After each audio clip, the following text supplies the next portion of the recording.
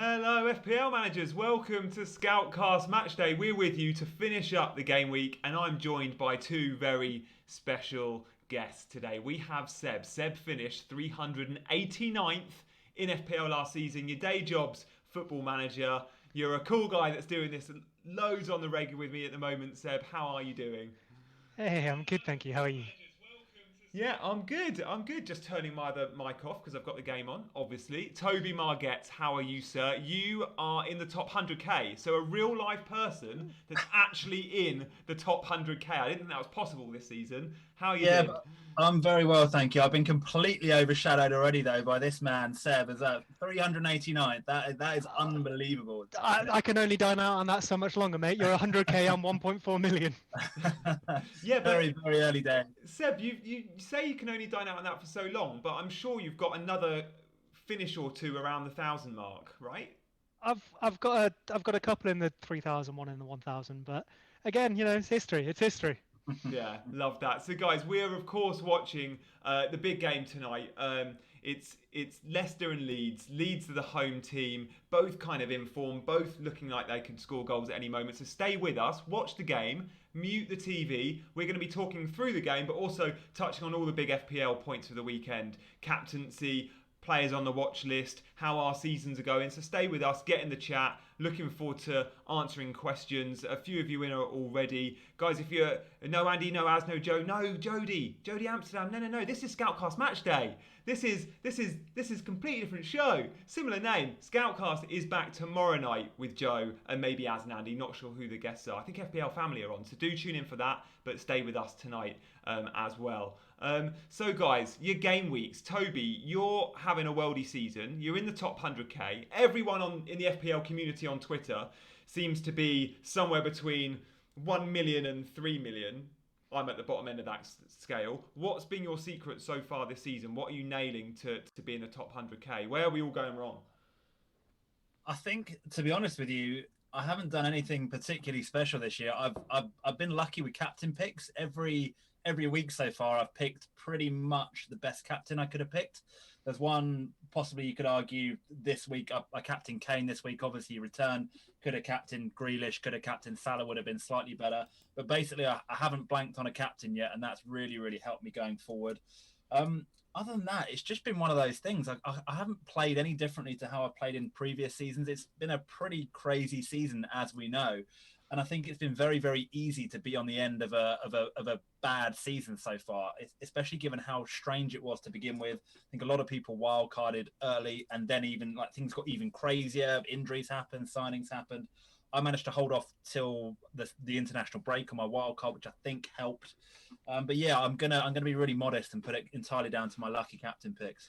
Well, I also put it down to the fact you're a Spurs fan. You're modelling the Bale number 9 shirt, which is Oh very yeah, weird to see. I can give it a little twirl. Bale 9. Didn't think that would ever be a thing, but it's working. We No saw his way. goal yesterday, but that's helped, right? Because you've had Kane all season and he's been banging form. You've now got the double up. Seb, have you got Spurs players at the moment?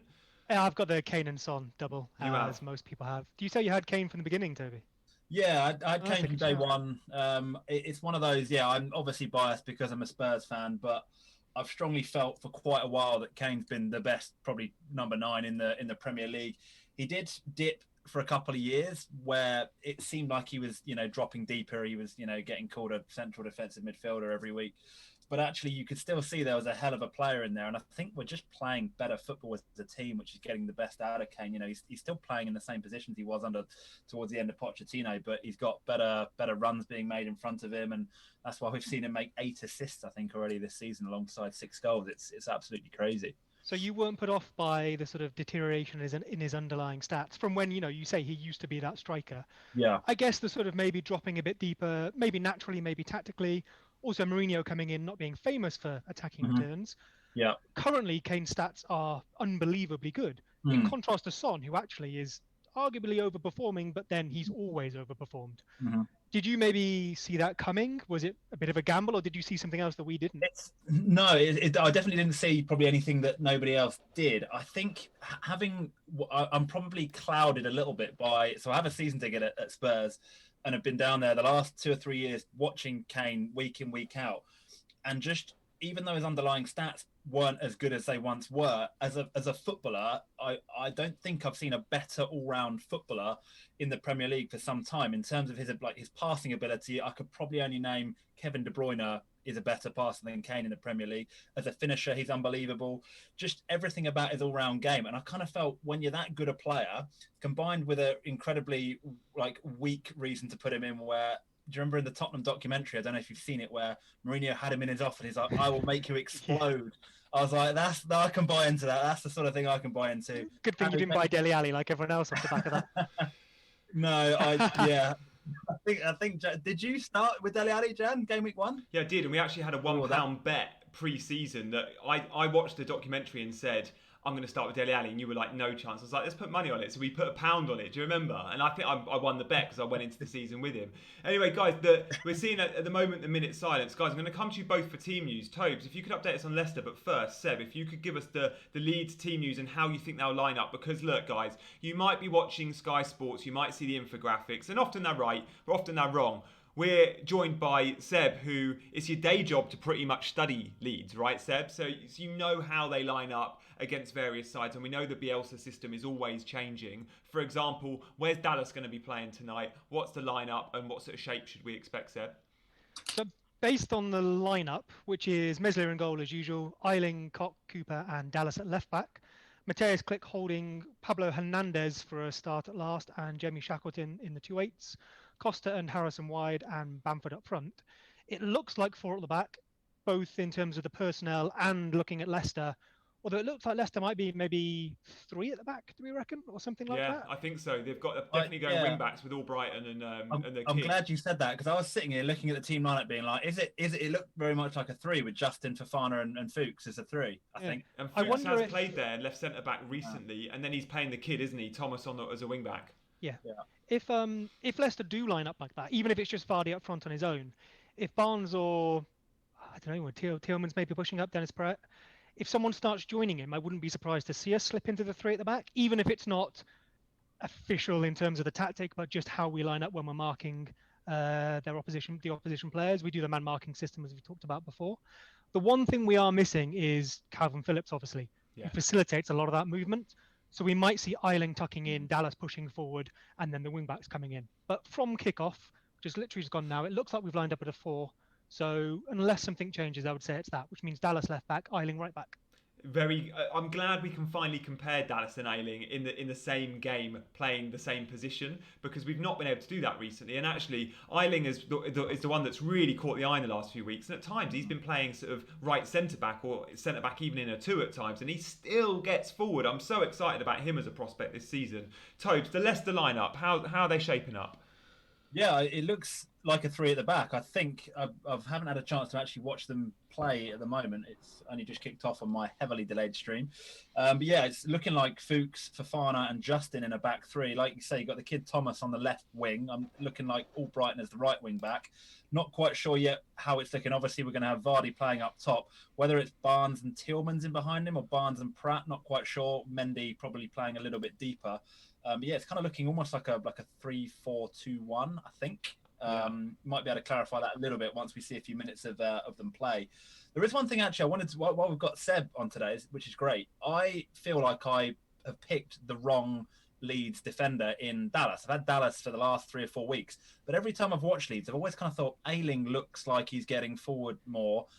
Is that a fair assessment, or is Dallas going to finish with a similar number of points to Ayling? I think Leicester might have just scored. Oh wow! Okay, guys, if you're on, then do let us know. I'm on 135 as we watch, and Leeds are on the attack. I'm quite delayed, but it's Harvey Barnes. Oh wow! Harvey Barnes, who has been... Bamford has just put a header straight into the arms of the goalkeeper, and we're about to see Leicester score. What minute are you on, Seb? Yeah, that was a good chance for Bamford. I'm 148, 149, so okay, I think about a minute and a half behind even. We might be relying on the chat. Oh yeah, okay. Looks like the keeper's come out. Looks like Vardy gets the assist, squares it to Barnes for a tap-in. The director at Sky was actually a bit delayed, so we were seeing the replay of the previous chance, and all we see is Meslier coming out and sort of Vardy getting the ball and a tap-in for Barnes. So yes, guys, there has been a goal with 2 minutes in. Could be the quickest goal so far this season. I'm seeing the replay now. So it's playing out from the back, Leicester. I think it's a little bit of a hoof down the left wing, but quite a nice controlled pass to Barnes. Vardy gets there for, it's the pass It's back. just, It's a howler. Who's that pass back from, Seb? that looked like Robin Koch to me, number 5. Yeah. Oh, it's bad. And that's what Jamie Vardy will do, right? He's always hustling and he keeps his composure. But Vardy could go for goal there. Many strikers would. If that's Mo Salah, he goes for the shot on the angle. But Vardy, always the team player, squares it to Barnes for a tap in. And Barnes, by the way, guys, has been a pretty good FPL asset this season. He was sold by many on wild cards. Tobes, I think you sold him on a wild card. I know many did. But at that sort of price point, he's a good option. And he's playing really far advanced in a sort of supporting role this season. We've just seen him called up to the England squad. So promising potential season for Barnes. Guys, loads of you on the chat are getting involved with the Kane conversation. Obviously, I'm a little bit late to that. Some are saying, who is this guy? He's deluded Spurs fan. And others are saying, no, he's bang on. Kane is as good as anyone in the league at the moment. And look, guys, say what you want, but I guarantee one thing. If you don't own him in FPL, you've definitely got to be considering him, or you're probably... I'm not going to say it. I'm not going to say those words, you and tell you guys how to play, but you've got to be going for Harry Kane at the moment. I know the fixtures turn, but for that West Brom fixture, Toby, he is going to have sky-high effective ownership, because surely every manager and his dog are going to be captaining Harry Kane against West Brom, because Liverpool options and Man City options aren't really there. They're playing each other. It's got to be Kane, isn't it? Yeah, like you say, his effective ownership is going to be enormous. I can't. If you've got Kane, I'd be very, very surprised if you're not captaining him. Possibly you could look, maybe if you've got the double up with Son, maybe as a bit of a differential. But yeah, I just think at the moment Harry Kane is where your money's got to be. There isn't a better strike. I mean, it might be me being a deluded Spurs fan. Name a better striker in the Europe at the moment. Robert Lewandowski, probably. Patrick Bamford. Kane is as good as any, probably bar, I'd say, Robert Lewandowski at the moment. Why? Also, like he got a massive price drop compared to like previous season. He was 10.5 at the beginning of the season. That's great value for Harry Kane. You're basically getting a 12.5, 13 million pound player for 10.5 in my opinion. And Spurs are scoring loads of goals. They're winning games. Why would you not have him in? That's the question I'd put to you. And it is actually supported by the stats as well. Like, eye test as much as you want. And we've discussed this in the past. It isn't eye test versus stats. They inform you of the same thing. If someone takes a shot, you see it, you record it as a stat, whatever. Use them to inform your decisions equally. But both of them right now say he looks good, and his numbers, both creativity and goal threat, are amazing. Yeah, the fixtures turn. Maybe we want to get Kevin De Bruyne back in. Maybe we want to see a fit Aguero. So 3 weeks ago, maybe you should have made that call. Yeah.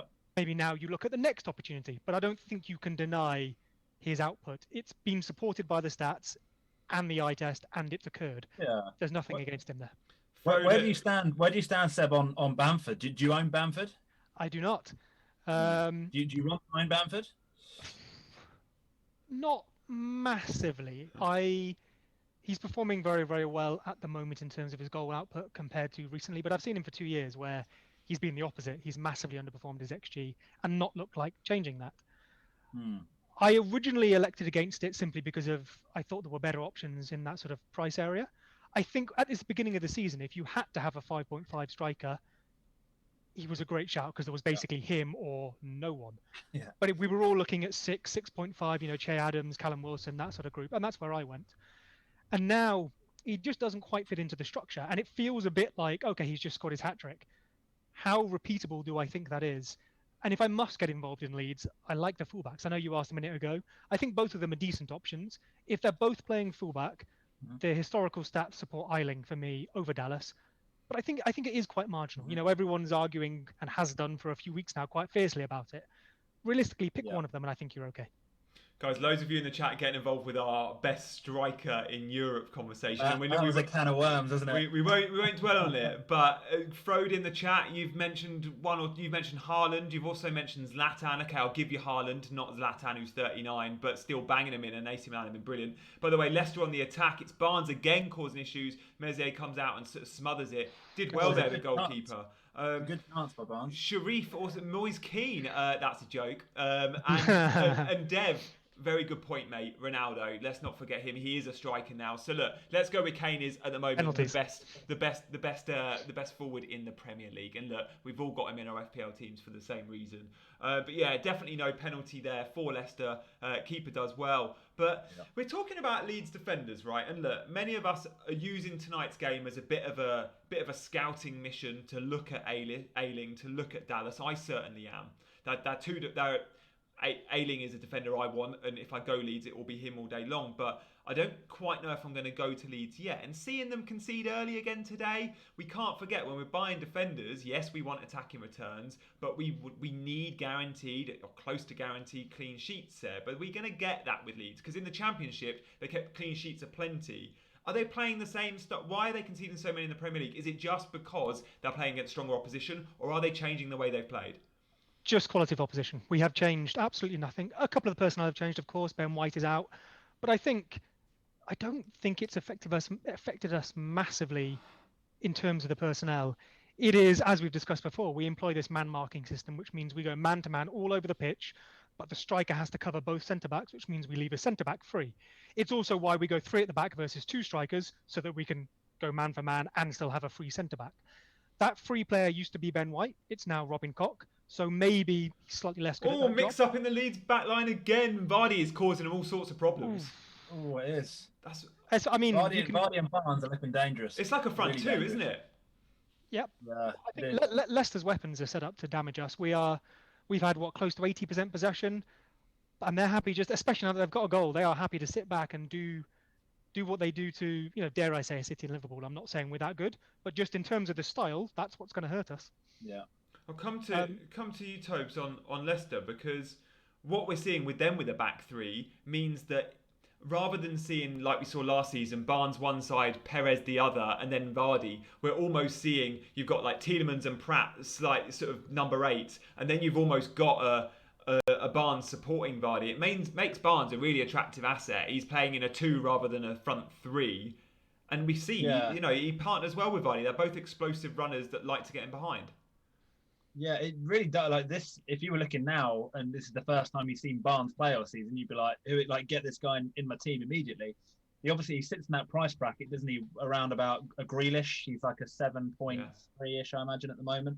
The only issue is, I don't think Barnes plays here every week. Somebody in the comments might correct me here, but when I've seen Barnes play early on, he has been drifting out further to the wing on the left-hand side, cutting in and shooting there. I don't think I've seen him play in quite this advanced role so far this season. And as Seb says, it might be down to the system they're playing against Leeds, where they're just trying to hit them on the counter with loads and loads of pace, get those long balls forward, which obviously led to the goal.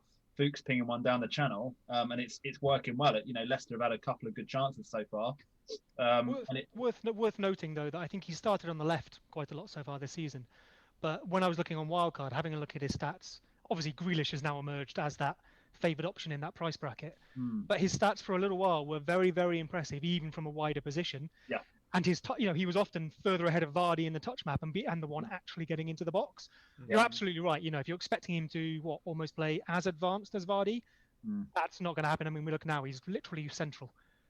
That's not going to happen. It's Barnes with the shot. Good save. As we speak. Oh, yeah, it's a good save. I think he can produce the stats from wherever. He's maybe one to look at. If we go off Grealish, if you're looking for a James replacement. Yeah. Maybe based on fixtures. The only thing which shaded it for me, because I got rid of Barnes on my wild card, and it was really looking probably at quite a long-term view, probably about 10 fixtures or so. Like Villa at the moment go on a tremendous run. I think their next game's a bit tricky. After that, I think they've got about 7 or 8 really, really good games on paper, and that's kind of what shaded it for me. Grealish playing, on the left-hand side of that 4-3-3 and looking very, very I felt he's been really unlucky, Grealish, not to be returning more than he has. It was kind of inevitable that he was going to pick up a haul like he did yesterday. It's a tricky one. If you were to ask me to pick between Grealish and Barnes, you're probably going on fixtures, and at the moment Villa do have the better fixtures. I don't know what you guys think. Whether you agree with that. The beauty of Grealish as well, Tobes, you'll agree, I'm sure, is that he is the talisman versus someone like Barnes, who he's up there, but he's not the main man. And also, what worries me with Leicester is they're playing Thursday night football, some really long trips to Europe. Grealish is going to be playing once a week, likely to be fit every week, won't suffer with the rotation. And you just wonder, with a squad like Leicester, who haven't got the greatest depth, will players like Vardy and Barnes perhaps just not produce what you expect them to because they're playing twice a week rather than once? And Ayling with a really good ball there. Oh, nice. Eventually, there's a spot for Maddison as well, right? Yeah, I mean, it's surprising. Maddison's still not worked his way back into this 11, which is quite surprising, right, Seb? I mean, he's surely match fit now. He's back. He's perhaps just a little bit off the boil, and Tielemans is playing really well. Pratt is a goal threat.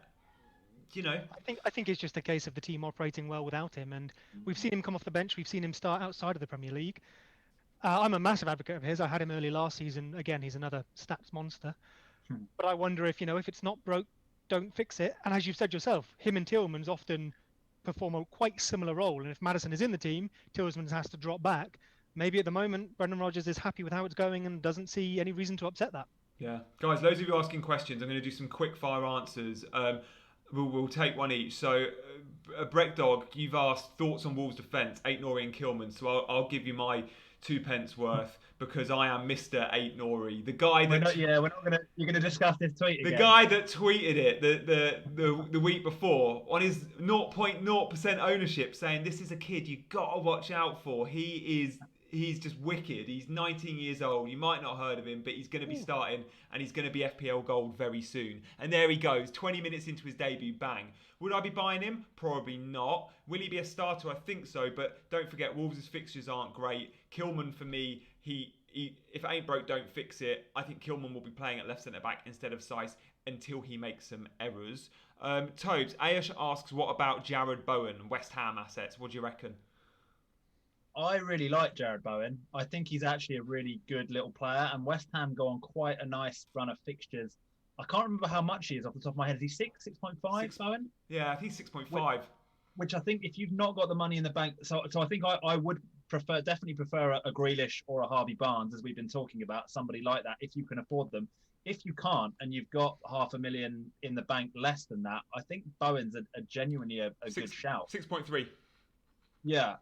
At that price point, if you can't afford the 7.5s, Bowen, I think, is a really legitimate option. I think West Ham have been playing really good football this year. Bowen's been very advanced, picked up a couple of goals here and there against good opposition. They got a point versus Spurs, got a point versus City. They're scoring goals. Moyes seems to kind of have them ticking a little bit now. It's taken a while to get there.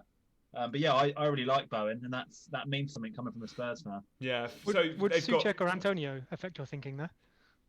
Yeah, it's the Antonio injury, isn't it? We're not sure about, but their fixtures are Fulham, Sheffield United, Villa, United, Leeds. It's a good set. Toads, you like Souček, don't you? I do. Yeah, I do. I do, but there are other options in West Ham that I would prefer over Souček. I think I really like Soufal, the new right wing back they've got. I think he's got assist in him. I think he's nailed. He's 4.5. So even if he doesn't get you too many returns, you're not absolutely devastated. Souček, I think, is a bit of an enabler. I don't think, you can't be too upset if he gets you 2-3 points every week and maybe pops up with 3 or 4 goals throughout the season if you're lucky. But yeah, I'd be looking at somebody like Cresswell as well. He's been looking really good on the assist front. I think if Antonio is not fit, that kind of takes away from Cresswell's assets. He's a somebody that they aim at when they put crosses into the box. So yeah, I think going back to what you said, but Bowen would be a really good shout for me. Antonio, I do like the look of, as well as that third striker. I'm actually kind of contemplating in my team at the moment. I want to take Brewster out. I've got Robertson. I'm looking to downgrade Robertson and upgrade Brewster to kind of my third striker. And Antonio is definitely on my list. So yeah, I've got that to think about this week. Yeah, and the problem for me is Cresswell, say you're 5 million, you could have Masuaku or Soufal, the wing backs, at 4.5, but Cresswell is of course on set pieces. Seb, I'm going to ask you about, we've had a question from Mario Jal Matos. What do you think about Ziyech? And I know, I'm asking you, Seb, because I know you've spoken about him before. We spoke about wanting a Chelsea midfielder, them all being around the same sort of price bracket if you include Havertz and Pulisic in there. And you had said a few weeks back, Ziyech was the one of all the Chelsea signings that you were most excited about. Now we know he's match fit. FPL asset at 7.9 million. It's good value, isn't it? I wish I'd brought him in instead of Pulisic the other day. Yeah, you're absolutely right. I've been singing his praises for a little while. His performances and stats have been incredible outside of before he joined the Premier League. I think it was you that mentioned it. He won the Player of the Year a couple of years in a row. At least, 3. yeah, Ajax is, yeah, exactly. And was, including in the Champions League against tougher opposition like Real Madrid, he was very, very good. In pre-season, he was looking sharp for you. The only thing to keep an eye on is those set pieces. It looks like he isn't going to. Leicester just on the counter on here. Keep an eye. Maybe come to nothing. Yeah, it comes to Leeds giving the ball away. They're going to hurt us. They are going to hurt us again. Definitely. Leeds have been a bit sloppy though. A lot of the chances here have been Leeds giving the ball away carelessly in the middle. It's been a bit worrying from Leeds at the moment. I think Leicester are doing a decent job on us. We've had, if you turned this match on at any moment, you'd say Leeds looked the better team. But if you watch the whole thing, Leicester are happy for that to be the case and hurt us because we're both the fullbacks are going. One of the centre backs might step up. It is regularly Vardy and Barnes versus 2 of our players. So we could see Bielsa shift in the formation there, Seb, because we know he likes to play a back 3 against a front 2, and it's effectively become a front 2. So it'd be interesting to see if he changes mid-game or waits till half-time. Seb, go on. You were singing Ziyech and Chelsea's praises. I loved it. It was music to my ears. Tell me more about how, because Chelsea now, from an FPL perspective, we've got to take them seriously because they've started to look good and score goals, and also we can't forget their players are good value, and they've got a couple of tasty fixtures. Right, we should be looking there. The only thing that I'd raise a question over is the rotation. So I'd almost say I don't want someone who's the captain. So Timo Werner maybe is someone you think about captaining. As we saw the other day, he started on the bench and then Pulisic got injured. I think that's nothing more than rotation. We saw Mason Mount rotated out 2 weeks ago and then possibly be your player of the match this weekend. He was. I think there's every chance, Ziyech. The only one who hasn't really looked at it so far is what? Havertz and Kante maybe? Yeah. And at some point, with Ziyech now fit as well, I think at some point Havertz could be taken out. So, Vardy and okay, no, Vardy's got himself muddled up there and kind of was in, but decided to step on the ball. They are playing very simple back to kind of basics football, which is hit it long to Vardy and Barnes, who will cause problems, and it's working for them. Why, It's basically been Robin Koch versus Vardy so far, and apart from the back pass, he's come off best, but he only needs to come off worse once, doesn't he? Oh, they're stealing the ball again. It's Tielemans in. It's 2-on-2 here. Tielemans and Vardy. I think it's Tielemans. Giving the ball away again. It's Leeds just giving the ball away in the middle. Good tackle. Good recovery run there. Oh, it wasn't Tielemans. It was Dennis Pratt, who's quicker than I thought. I've got to say, it looked like a massive foul on Pratt, to be honest with you. The Lino's got a good view Pratt's of that. not happy about it. Yeah. Well, the referee had a good view of that one in the Brighton game yesterday and still didn't give it. Yeah. Not that I'm bitter. He's that free kicks around the edge of the area. I can't remember Fuchs is playing tonight. That would have been prime position for a Fuchs free kick on his left foot. Bellerin looks like a good shout, says Freddie. There's been chat in the group about Walker and Cancelo. Another goal. 2-0. I'm so sorry, Seb. I'll let you talk us through it, Seb. So. Why would you do that? Why would you do that? Tell me what you see, Seb. Well, Tillman's bringing the ball forward here. It's out wide right, cut back into Harvey Barnes, that man again. At the moment, it looks like nothing's on, so I'm excited to see how we're going to mess this one out. Probably the first actual spell of Leicester having possession inside our final third. I've seen it cleared now as well, so probably opening up a bit of space. We can tell the goal scorer is Tielemans, but back to you, Seb. That's nice. It's possibly come from another turnover. So we were just trying to break down the left. I think Tillmans has won it. It's gone out wide right again. Oh, it's Vardy. So, ball comes in. Vardy goes for the header. It's a good save. Good Melee save. palms it down, and Tillmans puts it in. Is it a howler? I mean, it's not. Tillmans is a long way away. I think the keeper does fine. Not great, but fine. You would expect a centre-back to be there to clear it away. He hasn't palmed it to a Leicester player. He's put it into space. And Tielemans should be tracked. He's a number 8 coming from midfield. You've got 4 Leeds defenders. Tielemans should not be first to react to that, is my initial... I wouldn't. Yeah, I think we've got Pascal Struijk on the bench. I do think we maybe need to change it here. It's that spot there. You can see Tillman's just. Oh, Luke Ayling has just watched him. I think we need to put someone in that hole. Possibly look at how we're lining up at the back to prevent this. Yeah, fair. It's a save that. It's not a good save, but it's not a howler. In fact, maybe he does quite well to get to it. I've just seen the replay. He's palmed it onto his own face. He's a bit unlucky because he, like you say, palms it onto his own face and straight back out to the striker. To say it's a howler would be hard. But he's not put it in a good area, but there was also no one there until we decided not to track Tillmans. Guys, you'll know from watching these streams regularly, my favourite thing, and actually I can massively say Toby is on my wavelength here.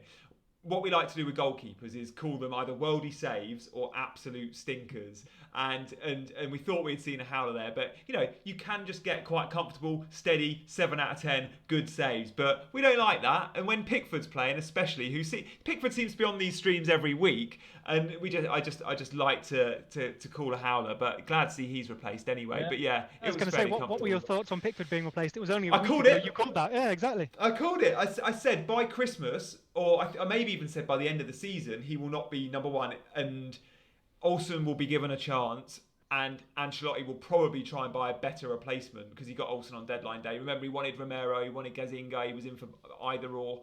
He got. Did you hear his interview as well? When he was basically asked, will Pickford come back in? Yeah. And he was quite diplomatic, but he did not say yes. So, yeah, at best, they're going to share it a bit, right?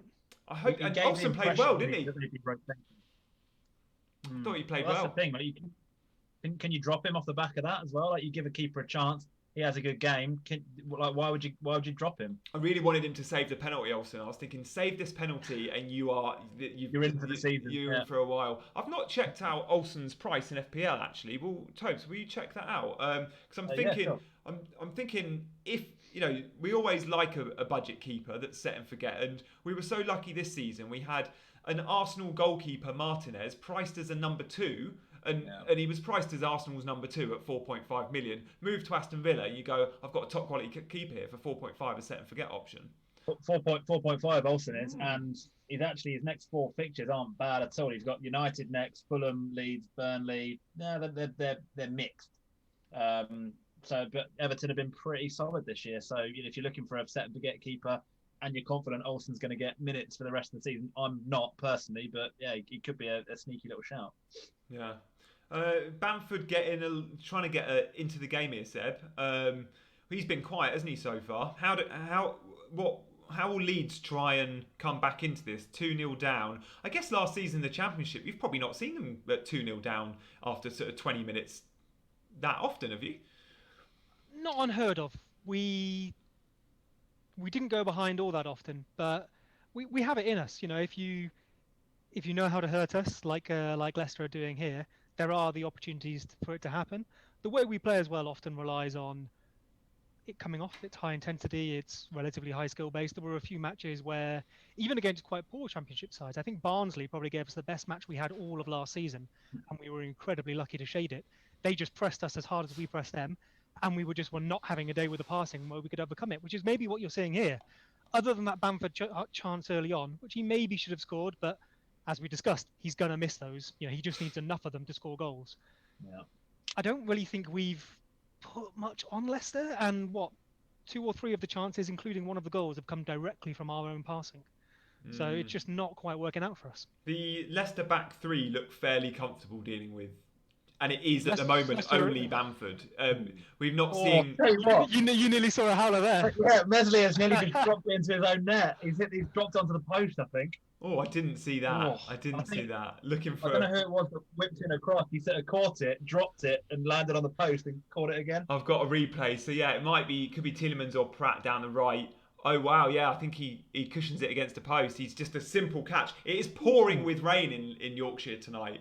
But yeah, it's he looks like a kid, doesn't he? He looks like he's 17. He's like 20. Is he really young? Yeah. Okay. And he was. Danny, going back to. Go on, Tobes. Sorry, I was going to say, going back to Chelsea. I know, I actually think, and again, being a Spurs fan, this is eating a bit of humble pie here. Chelsea looked phenomenal against Burnley, right? And it is important, I think, now from an FPL point of view, that we do start taking their assets seriously. If money's no object, you've got one Chelsea player to pick, attacking player. Forget Reece James, forget Chilwell. Who you picking? Ziyech all day long. And I said it before. I was with Seb bigging him up a few weeks back. Firstly, there's only one. He's not got the competition for places on that right hand side. Arguably on the left, Pulisic could have some competition. Hudson-Odoi likes playing on the left, but forget him. But Werner could be moved there too, as we've seen. But also Ziyech's the cheapest of the premium midfielders we've discussed. He's priced like a mid. He's 7.9. But also, I just love the fact that he's fresh. He's not really played since March, and now he's sort of had his pre-season. He's had a few games. He got half an hour from Morocco the other day, and he's well rested and he's just ready to go. He plays a really good pressing game. His work rate's phenomenal. He's just one of those footballers. He's just got so much guile. Do you know what? He's like he's very similar to Mahrez, but I think better. He's a better Mahrez, and we know Mahrez has been a great FPL asset over the years. Remember, Ziyech is left-footed but plays on the right. He cuts in on his left in a similar way to Mahrez, and I'm just really excited about him. Saying that, the way in the shape of my team, I can't get Ziyech in at the moment, and I can't see how I'm going to do that. So I'm probably looking at Werner as a Chelsea asset that I might even bring in this week. I'm very tempted on the Jimenez to Werner move for the next couple of fixtures. And I don't mind if Werner's playing out on the left. He's a brilliant finisher. There's Leicester. Was that Harvey Barnes again, or someone else at the far post? Leicester have just missed. If they'd got a foot on that, it's not quite a tap-in, but that could well have been another. Could have been 3-0 after half an hour. Wow. They've had a bit more possession now and are taking control of the ball in our final third, and looking more dangerous for it. They've done a very good job on us, and we are not performing well tonight. Because Leeds have possibly missing Calvin Phillips. Yeah, I'm almost quite excited to see what Bielsa does at half time, because I rate Bielsa so highly. I love him as a manager. And part of that is from me reading Pochettino's book about how good a manager is. Quite excited to see what he changes in the second half, because Leeds aren't going to come out and play as badly as this, right? There's not a huge amount on the bench. We don't have Rodrigo. Obviously, we don't have Rafinha either, as far as I can see. Who are the two of the big new signings? Is Rodrigo injured? I was not aware of it, but you've got to think he is if he's not in the team tonight. Yeah. The best. I mean, we've got Alioski, Tyler Roberts, Poveda, and Stroke. I don't know if this is a match for Poveda. He's more of a last 20 minutes, a change at wing, and it's not been Harrison's or Costa's fault. Alioski could come in to play left back, shift some things around. Tyler Roberts is fine, but I don't know if he's going to offer anything we don't already. I would not be surprised to see Pascal Stroke come on and us just try and change the shape. Yeah. I wonder if Pablo Hernandez, you want him to try and get some goals back in this, but he's just not been involved at all, possibly because of the way the match has been going. He's only just returned to fitness as well himself. So if we had options on the bench, I think he would be the one to come off. But I don't think you have anyone who can replace him. Guys, I love all of your questions in the chat, and I'm sorry we can't get to all of them. And we touched on a few, but some just sometimes are there to make you smile. And Peter Gray, Bielsa's surely going to put Ayling in goal. Love that. Talking about changing formation. And Leicester again, two of them are up against the Leeds back line, and it is a very much a front two. It's brilliant. By the way, Leeds have had 60, it goes to nothing. Leeds have had 66% of the possession, and done very little with it when you look at shots and touches in the opposition box and those sorts of stats. Going back very briefly to Chelsea, I'm looking at Werner as my Jimenez replacement. There'll be loads of you in the chat that have got Jimenez. Guys, let us know what you're doing. My thoughts are that Wolves aren't looking overly explosive, but also the fixtures turn. And at 8.5 million, we need someone that's getting lots of chances, and he's just not at the moment.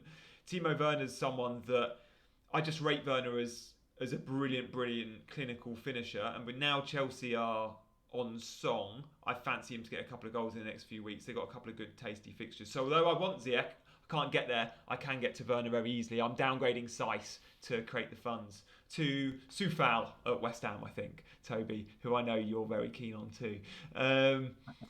So, guys, at half-time, we're going to be speaking a little bit about some hot topics. So stay with us during half-time. I know we've got 15 minutes till we're there. But we're going to touch on the Liverpool defence because loads of people are shipping Trent, shipping Robbo. And we'll touch on that. Peter also is going to let Jimenez go this weekend. Seb, what are your thoughts on kind of forwards in the game at the moment? Jimenez, Werner, who have you got and where are you looking to go with your three? I have Calvert-Lewin, Kane and Antonio, which was what I put together on my wildcard a couple of weeks ago. I got Antonio early because I thought, well, I'm on wildcard. I know I want him in a few weeks. Why not just make that move now? And he scored as well, so it was decent. Obviously, he's now got injured. Hopefully, that's just a 1 week thing. I elected to keep him and lose James simply because of going forward team structure. If I want to get KDB back in, I'm going to have to move that around anyway. So I thought I'll do it now and keep Antonio. rather than wanting to then bring Antonio back in again and burning 2 transfers. I probably should have done James to Ziyech. It was a 5:30 deadline on a Friday, wasn't it? I think I made my transfer at about 5:15. It was one of those where I went, oh, okay, he's definitely out. I need a replacement. 8.3 million, Pulisic, jobs are good. And I wasn't sure if Ziyech would start, continuously yet. And the thing I needed was a start from that player. Ironically, I then didn't get one from Pulisic. I'm tempted to now rectify that and move Pulisic, especially if he's injured for, say, a week or two, or like you were saying earlier, if we can't trust him to maintain his fitness and not cost me a transfer in the future, I'm tempted to move him to Ziyech. In terms of forwards, I'm pretty happy. I think the next thing I would do is possibly lose Kane to afford KDB. Yeah. KDB is a player that I'm in no massive rush, but I do want him in the medium term. Their fixtures become good, and I think it's between him and Salah for the best asset in the game, and I think he's still quite kindly priced. Yeah, no, me too. I have got Kane and Son, and will probably be shipping them both on, despite them being so good, just because of the fixtures. Tobes, you're in the top 100k this season. You're doing a lot right. Your 3 forwards. Yeah. What are your plans with them, and who have you got? You got DCL, Kane, and who's your third? Brewster. Oh yeah. So you're planning on selling him, aren't you? Yeah, I bought him in very much with the view of playing a 3-5-2 and not having to play Brewster. But then I can't actually remember what happened and why that I wasn't able to do that. And then I ended up having Stevens as my 5th midfielder, who obviously you can't really be playing Stevens. So yeah, my plan is to downgrade Robertson and to free up some funds to upgrade Brewster so that I can revert to a 3-4-3 with Stevens on my bench. And up until last week, it was going to be Danny Ings I was going to bring in, but Danny Ings has now suffered a knee injury, which I think just before we came on, we were talking about how serious that knee injury is going to be. It doesn't sound like it's going to be quite as bad as everybody feared. With Danny Ings, when he goes down clutching his knee, you fear for the worst because the guy's had some terrible luck with knee ligament injuries in his career. But from what I've read, it sounds like the scan showed that there wasn't any serious damage on his knee, so we might be only missing a game or two. Obviously, that means I'm still very unlikely to bring him in this game week. So yeah, I've got a bit of a predicament. It's Brewster to somebody. I'm going to have probably about 3.5 million in the bank to upgrade Brewster, which will give me about between 8 and 8.5 million to spend on a striker. It's probably looking like maybe Wilson even. Good form, scoring goals. Newcastle's fixtures aren't great. Do quite like Antonio as a shout. Jimenez, no. Fixtures are not great. Like you said, Wolves explosive wise aren't that good at the moment, I don't think. So yeah, it's a bit of a thinker this week. It's either that or maybe upgrade Stevens even and go and play the 3-5-2. Could be a Stevens to a Zaha or a Harvey Barnes, someone like that. And play the 3-5-2. So I've actually got a little bit of work to do this week. I've got my 2 free transfers. I'm going to have a bit of money in the bank when Robertson gets transferred out. So yeah, I'm going to have a little think about it this week, and I'm probably going to make the move quite late. Obviously, we've got a lot of European football coming up. There could be some injuries that force my hand. So yeah, I've got a bit of thinking to do this week. Well, I've already said I'm looking to ship Kane on when the fixtures turn in a game week or two. We all want Kane for West Brom. Seb, you've said similar. Tobes, have you got a plan to get Kane out, and very quickly, what does that mean for Son? Are you looking to keep both, keep one, or keep neither?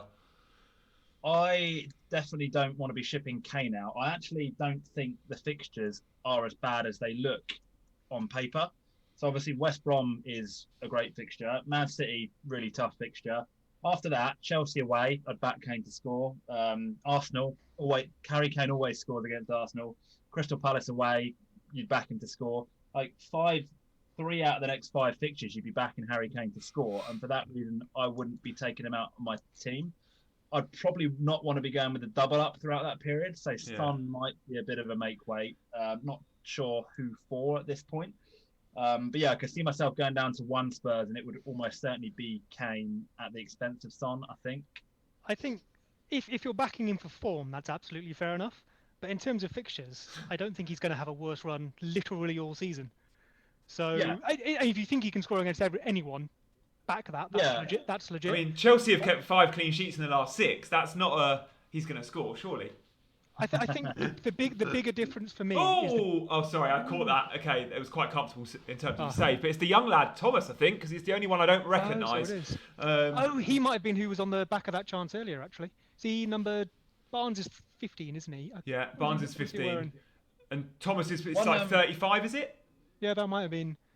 It's Thomas. He's playing left wing back. Yeah. Just back on Harry Kane, saying I think for me the one is, I mean, we'll see what happens. We'll see how it falls, but I think for me the differential is the differential between his fixtures and say Man City's. So even if Kane does score 3 goals, if I hold, and I probably will hold Son if I can. Oh, Bamford's in. Good save, Schmeichel. That's a terrible first touch. That's the Bamford I'm used to. Oh, come on, it's quick. Is it that bad? Is it that bad? I mean, it's pouring down with rain. I mean, I'll give you the rain, but everyone's playing on the same pitch. It's a bad first touch. Yeah. I want to see the replay. Here we go. Harry Kane scored it. Put it that way. Oh, I tell you who's getting the assist there. Ayling. Great ball on his left foot. Okay. Oh, it's a terrible touch. I'll tell you one thing. I know we're banging on about Harry Kane all night, which I love. I personally have got a lot of value tied up in Harry Kane as well. I got him at 10.5. He's now 10.9. If I sell him, that's 0.2. It's fine. It's 0.4, and it's probably going to be 0.5 by the time he goes up to 11. I guess the argument is if you wanted him back, it's not so much losing that value. It's if you wanted to buy him back, it becomes a lot harder for you, I guess. Exactly. I've got to ship another 500,000 on him and find that from somewhere else in my squad, which gives me another headache. Most will have more tied up in Son than Kane, but you were late to the party on Son, weren't you, Toby? You've had Kane since day one, so I see that. But I'm guessing, so Kane's gone up 0.4 this season, from 10.5 to 10.9. Son's probably gone up 0.6 or 7, I'm guessing. I don't know. Yeah, well, to be fair, I got Son at 9, so to say I was late to the party is probably a bit harsh, given that was his starting price. Well, I bought him at 8.9, so whatever. Is anyone thinking about Aguero? Nah, I can't. Do you know, I'd love to, but I just can't go emotionally through it with Pep. And the only Man City attacking players, as I talk about all the time, that we can guarantee are going to play, i.e. 95% plus games in the Premier League, are Sterling and KDB. And outside of that, I just can't deal with the stress of Pep roulette. And Aguero will share minutes with Jesus when they're both fit. You look at last season before Aguero got injured, and they were both on like 900 minutes. And this was by, I don't know, game week 30. Go on, a lot of those Jesus started with Aguero, though. I think, while you're absolutely right in terms of it's not 100% nailed, I think when fit, Aguero starts a lot more than people expect. Mm-hmm. Jesus started alongside him a few times, especially out on the left. And Aguero gets subbed a lot. But again, 60 minutes is fine if he's scoring a hat each week, you know. Exactly. Seb, you talked about maybe shipping out Kane in order to finance KDB. Is that in addition to another City player you already have, or would KDB? I currently have no City, so that would be. I'm interested in the idea of Cancelo, but I'm happy to wait on that one and maybe never ever do it. I have Robertson, Chilwell, and then the cheaper Ayling, Lamptey, and Kilman. So it would probably have to be for a Chilwell or a Robertson, and I'm content. I'm content with both of those at the moment. Yeah, I'm trying to weigh up whether I think Sterling, who I have at the moment, to Kevin De Bruyne, is that a sideways move in terms of is one of those two gonna massively outscore the other one by the end of this year? I don't think so. I reckon we'll probably see them from this point forward score a similar number of points. It's a wild card move that rather than a transfer. Yeah. Go on, Seb. Yeah. I was going to say the thing for me on them is while Sterling has that hat trick in him every now and again, if you have Sterling or KDB, you need to have the option of captaining them against good fixtures. Yeah. And I would feel much more comfortable captaining KDB, even if he only gets an assist or a goal versus Sterling's hat trick, because every time they play a weak team, I reckon he's got points in him. Sterling, you need to nail the week he explodes. Yeah, that's a really good point. And Sterling has always been that, hasn't he? He's been the blank 2 games, score a hat trick, blank 1 game, score 2, whereas De Bruyne will be the 8 points, 8 points, 7 points, 8 points, 6 points, 8 points. And yeah, it just makes captaining Sterling, if it's not that powerhouse fixture, a really, really risky thing. So yeah, I think Jan makes a good point as well. My captain Sterling this week. Damn. Going back to your when you asked... Vardy's in. I say he's in, but it's Vardy against 6 Leeds defenders backtracking. He gets a shot away, but it's well blocked. Go on. If I can take one positive from what we've done so far, it's impressive tracking back from all of our teams. It's like watching school. Thing we're known for. I remember playing like sort of football at school, and it's like watching kind of a team with one good player hoofing it up to their forward and just going run with it and take on the rest of the team. It's a bit like that tonight. Unfortunately, that good player is Mr. Jamie Vardy, goal machine. Yeah, exactly. So where were we? Because this conversation was going the right way. So Tobes, you were about to... I think you mentioned something about, I said, was it a sideways move to go from Sterling to De Bruyne? Yeah. And I think it probably is. But if I had a wild card, as you pointed out, I probably would do that move, I think, because I have a bit more trust in De Bruyne. As Seb said, he's more captainable on a more regular basis because of his consistency. Sterling's got to be... Yeah, exactly. But yeah, you're right. Also, that probably De Bruyne and Sterling are the only two attacking assets that are guaranteed to get 90 minutes and aren't going to succumb to Pep roulette. But yeah, Leicester are in again. Oh, no. Oh, are they? Goodness. I say they're in. I'll hold on until after we go 3-0 down. When I say they're in, it's casual, but it's a threat. Go on, Seb. Give us your. You know what, Gianni? I'm not enjoying this at all. This is a terrible decision. So we pick the best fixture each week for FPL, right? And that's not always the best football match. It's where there's sort of FPL assets on show. And this game week, there was no massive fixture where you go, there's floodloads of FPL assets on show. Arguably Spurs Brighton, but again that was a pay-per-view game. So we picked Leeds because Seb is a huge Leeds fan. So yeah, sorry Seb, we thought this would be a big night for you. But it's Leeds. You never quite know. There could be a very different football match in the second half, couldn't it? It's not over yet. Anything could happen in this. As we've seen in the Premier League this season, you cannot predict anything. Do not be surprised if Leeds win this 6-4. Honestly. Cheers, guys. Appreciate it. Speaking of which... He's in. Helder Costa. That's the first time Costa and Hernandez have really kind of been involved, isn't it, Seb? Leicester had about 8 players in the box there. Costa's been okay. He's recycled the ball a little bit, all right. I think Ayling's had most of the room down that side. It's the first time I've seen Hernandez actually get on the ball and either create or try a shot, which is really what we need.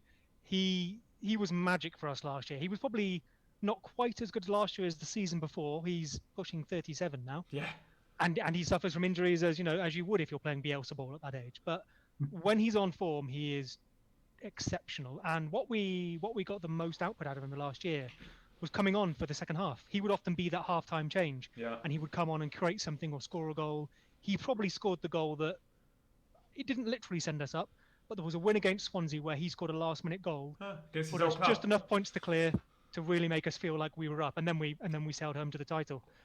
It's that we need from him. Yeah. Seb, did you see any of the build up with Pochettino where he was talking about back? I think it was for Rosario when Bielsa was the coach.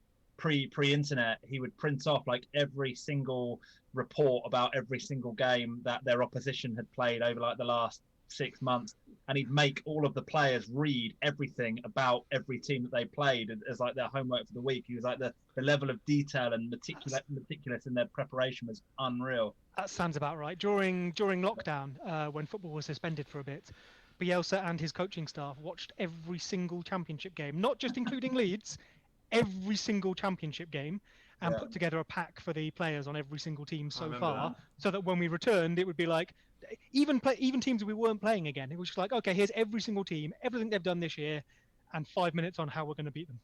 Love that. There's only one manager that's graced the Premier League that is that detailed, I think, in recent years. So we're privileged to have Bielsa. Antonio Conte is another. That's their game. I love it. Love him. As a Chelsea fan, Conte was I just love the guy. So can I drag us back to City for 1 second? Yeah, go on. Riyad Mahrez. I know his output hasn't quite been what you'd hope for, but at that price and with both the strikers out, I think he starts enough matches, and we've seen in the past that when he plays, he can get points. Mm-hmm. Yeah. Does it tempt you? It's a massive caveat though. The whole when he plays, especially knowing that Torres has actually looked quite good in recent weeks, and I know Torres isn't necessarily gonna be a like for like, but it's still occupying one of those front three spots when Aguero is fit. Or when Jesus is fit, let's assume there's a number 9 there. Sterling is nailed, and then you've got one space for Mahrez, Torres. Leeds got a good chance here. They've got a free kick right on the edge of the box with about no minutes left to play. This could be a little smash and grab here at the end of the half. This will be the last kick of the half. Famously bad at set pieces last season.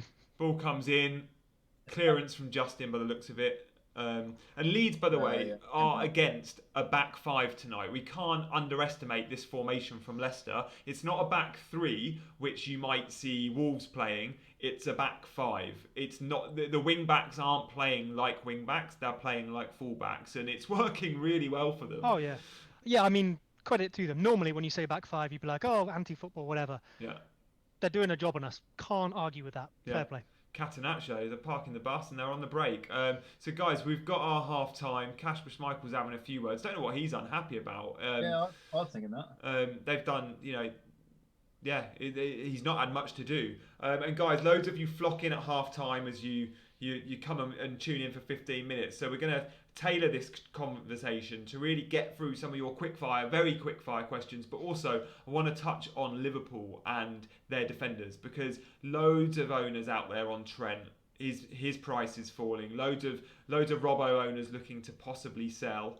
Tobes, you own Robbo. Seb, I think you're the same. One of you is looking to sell and one of you is happy to keep. I haven't owned a Liverpool player since my Game Week 3 wildcard, which has been one of a few very good shouts I've made in this season. I'm having a terrible season, but I haven't lost points there, which I feared I might. Long term, I do want a Liverpool defender, but I don't feel like the time is now.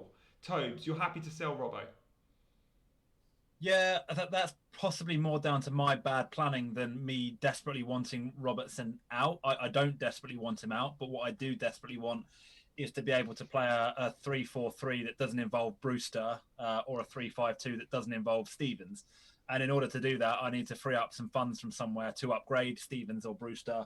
And the only way I can really do that in my squad is by putting Robertson down to a 4.5 or maybe a 5, maybe even a Chilwell.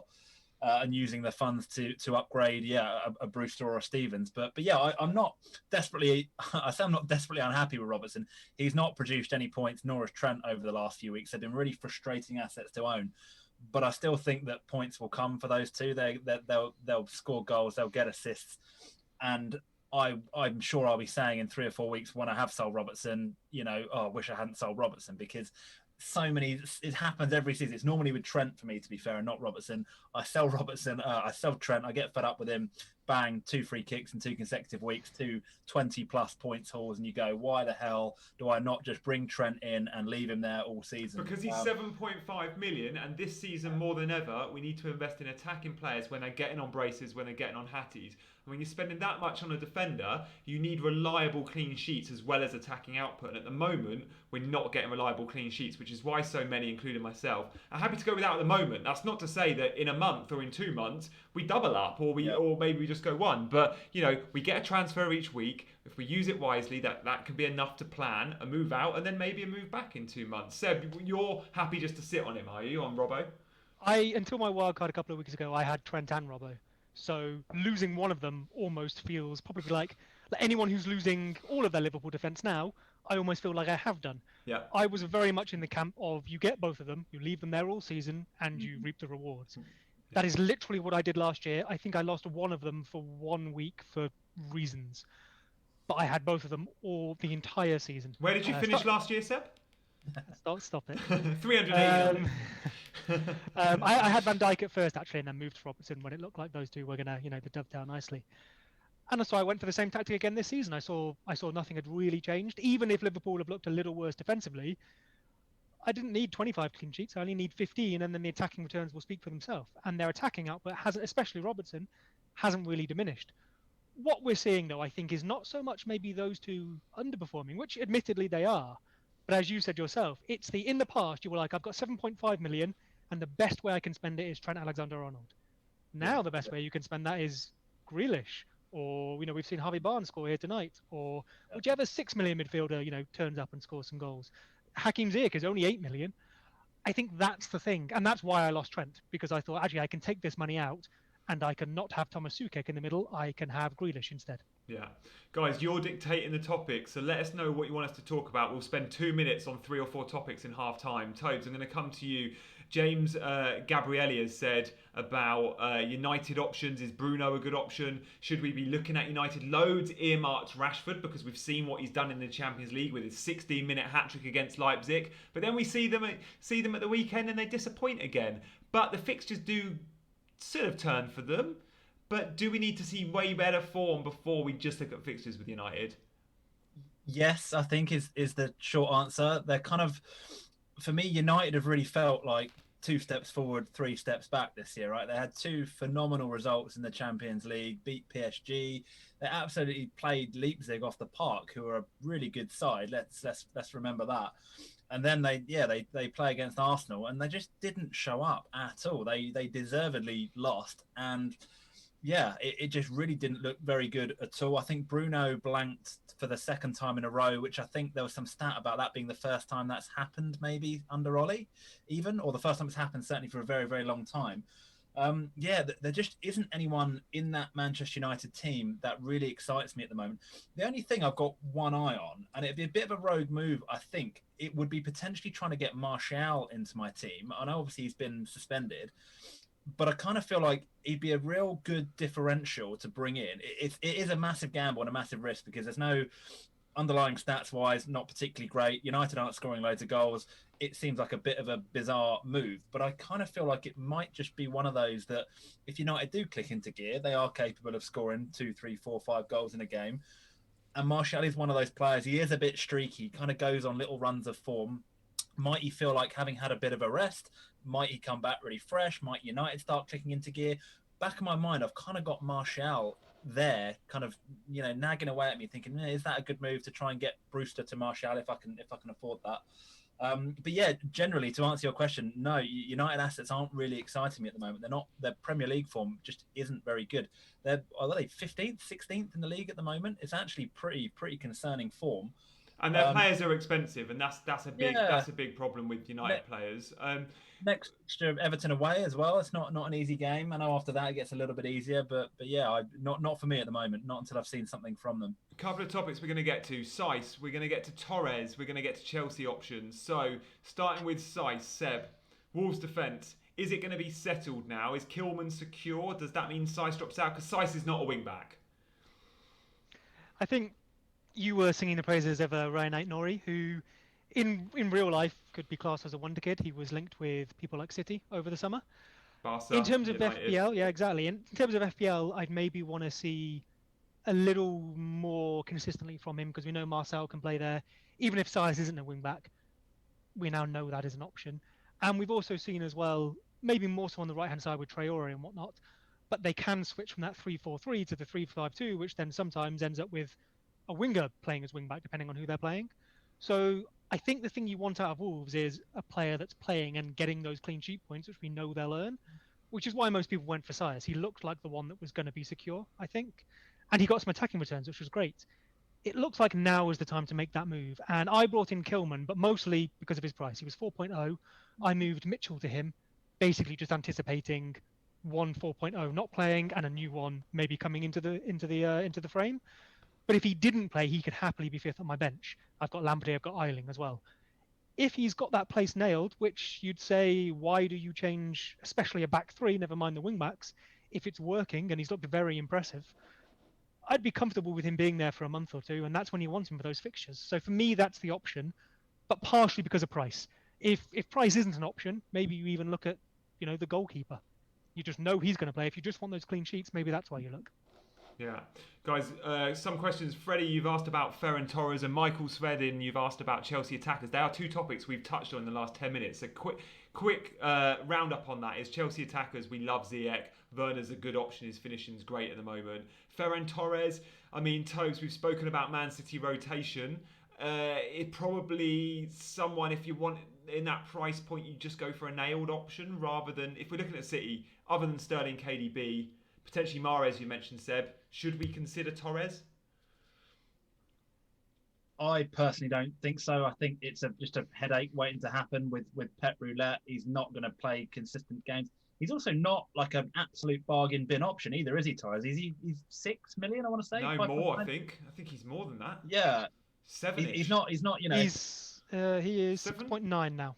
Yeah. Yeah, 6.9 rings a bell. Yeah. For that price, if you've got 6.9 in your bank able to spend, you're getting in Grealish, you're getting in Barnes, you're getting in Zaha over somebody like Torres, unless you see something from Torres. He bangs in a couple of braces and absolutely nails down that spot and makes himself undroppable, then yeah, he's just a headache waiting to happen, I think. Seb, what about Foden? Because I own Foden. I knew by owning him, you've got to ride the wave, you've got to deal with a headache. But then if you've got a squad like me where you've got a few enablers that aren't playing and you're not using your transfers, getting rid of them, you need your 11 starting each week. For me, that was a reason to get rid of Foden. And I sold him, and he returned in the last 2 weeks I sold him. And then week 3, i.e. last game week, got his 10 minutes to the end and his obligatory 1 point, and that will happen with Foden. It's a frustrating own, but is it one we should consider because in terms of a 6.5 asset, there's not too many more explosive there. You know, Grealish is one in that bracket a little bit more, but there's not too many. Do we like Foden? And also, he is not deemed as a midfield 3. He is playing in a front 3 time and again. Since Project Restart, Foden has not played midfield 3. He is not the new David Silva. That's Bernardo Silva playing in that role, who now isn't a front 3. Foden is a front 3 player, guys. Get used to it. We like that, do we, Seb? Or are we concerned with the minutes? On the midfield 3, there was a great piece, I think it was The Athletic, talking about how what Guardiola needs from that midfielder, the old pauser thing, which is, put your foot on the ball, see what's happening. Basically, the chill that David Silva had. Something De Bruyne, Guardiola has said, doesn't have, and Foden doesn't have. So while I think long-term he maybe is in that midfield, potentially in De Bruyne's place, as you said right now, he's playing further forward, which I think, oddly, in real life, he's less effective there. But for FPL, we're probably going to see more returns. Yeah. In terms of getting him in FPL, I think he comes with a lot of caveats, and he has to be a supporting act. If he is your one-man City player, not only can you not captain him, but you can't even necessarily guarantee he's going to play the game you want him to play. If you have him alongside a Sterling or a KDB, maybe that starts looking good, because you're supplementing those points. And like you said, if you get him for 1 week, you could get 1 point or 10 points. If you get him for 5 weeks, you might end up averaging 5 points a week, which is probably on a par with anyone in that price bracket. I think you also then have to have that spot free in your squad. You don't want him to be that fourth midfielder, I guess he's got to be because of his price. But if he doesn't play, if you're then looking at, I don't know, a Bissouma off the bench, go with Barkley. Go with someone who's going to play every week and has a threat every week, rather than relying on him every other week and having to fall back on what is effectively bench fodder. Yeah, and that's the thing though. He will play. It will be those 10-minute cameos. So it will be those 1-pointers, which is even more frustrating because you might have a good sub ready and waiting. You know, loads have got Lamptey on the bench this week that might not come on because Lamptey's 9 points has been wiped out by Foden's 1 because he got 10 minutes. Loads of you are joining us during the half-time. And guys, top tip, watch the game on mute and just stay with us the whole second half. We're obviously much more entertaining. Watch me have a breakdown as we lose 4-0. Alavi has said, can we talk a little bit about City defenders? And we have touched on them, but in terms of reliable options there, we are, I think, going to see less rotation in that back line. Now Pep's got his second centre-half.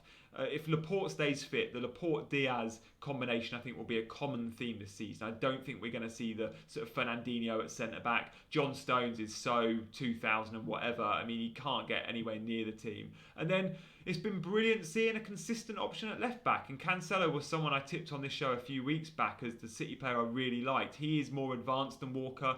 We see Pep fullbacks not on the touchline. We often see them drifting into midfield slots, and Cancelo's been taking up that sort of centre mid slot time and again, which is brilliant. He'll get attacking returns, right? Seb, what are your thoughts on Cancelo? I mean, there is still the rotation with Zinchenko when Mendy comes back, but he is first choice left back at Man City. Make no doubt about it, right? I think he plays 2/3, if not comfortably more. You will see him rotated, especially when they're playing midweek fixtures. But then who do you not see in the City team? You know, even KDB. There will be 1 week this season when we all captain him and he starts on the bench. Yeah. We just know that's going to happen. You can maybe see it coming with Champions League. I think that's offset. If you were going for Kyle Walker, who is going to get his 1 or 2 goals a season and could still be rotated even for Cancelo himself, if you're going to get rotation, you maybe want to pick the one that then has the higher ceiling. And I think Cancelo, there might be a week this season that he puts 2 goals in. His threat is really impressive and always has been as well, normally from right back. But in Italy, he was seriously impressive going forward. He even had set pieces. Yeah. Not saying he will take set pieces at City, but clearly he has that delivery and has that shot on him that meant he could take corners, direct free kicks, and indirect free kicks. And I don't think that's going to change. Cutting in from the left, he's arguably looked, as you said, there almost central midfield. Even more effective with Sterling coming round, him coming inside, people pushing on. He's looked like getting goals and assists from that position. Yeah, Good stuff. Tobes, Soab has asked Barkley or Jorginho. Hard one, that. No, it's not. It's Barkley, isn't it? Come on. It's neither. It's probably neither is the correct answer. I was quite excited about Barkley when he went to Villa, but I just feel like if you're going to have a Villa attacking asset, and you probably should at the moment, given their amazing run of fixtures coming up, it's got to be Grealish. If it's not Grealish, it's probably got to be Watkins. Then Barkley's your third option behind those two, I think, personally. I feel bad on Barkley there. I don't think Barkley's a bad option this season. I take it back. I don't like him as a footballer, but as an FPL asset, yeah. I think one thing which would have made him more tempting is if he was on penalties, which there was a lot of talk about them, but we saw Watkins took the penalty whilst Barkley and Grealish was on the pitch. And as a Grealish owner, that was a bit annoying when because Grealish picked the ball up to take the penalty, I'm pretty sure, to begin with. I saw the highlights, and it was almost like him and Watkins had, I think, a little bit. Someone in the comments might be able to clarify that, but it looked almost like Grealish wanted it, but Watkins wanted it a bit more. Watkins, wasn't he terrible at penalties in the Championship?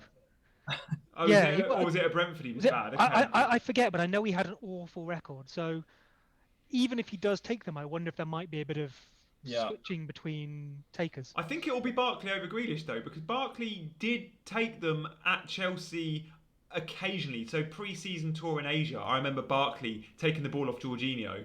I think there's been a couple of subs, or maybe one sub. Your boy Poveda, I think, has come on, the former Man City winger. Is he on loan from Man City, Seb, or is he now owned by Leeds? We've signed him, yeah. You've signed him? So he's come on for Jamie Shackleton. There's changed the system then, right? He's not a like for like. He is a wide player, although to be fair, knowing Bielsa, there's every chance he could do that 10. I reckon if you look at how we're lining up on this goal kick with two people further forward, that's Harrison. Is that Harrison? Yes, Harrison and Bamford, isn't it? Harrison and Bamford. He could be tucking in. I would not be surprised if we've switched to having two up front and wing backs, and then Poveda can either do a wide or a slightly central but drifting role.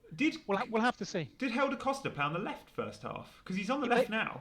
Helder Costa played on the right, so he's moved over to the left. They do switch a fair bit, but that would suggest that maybe Poveda on the right, Costa on the left, and Harrison might even.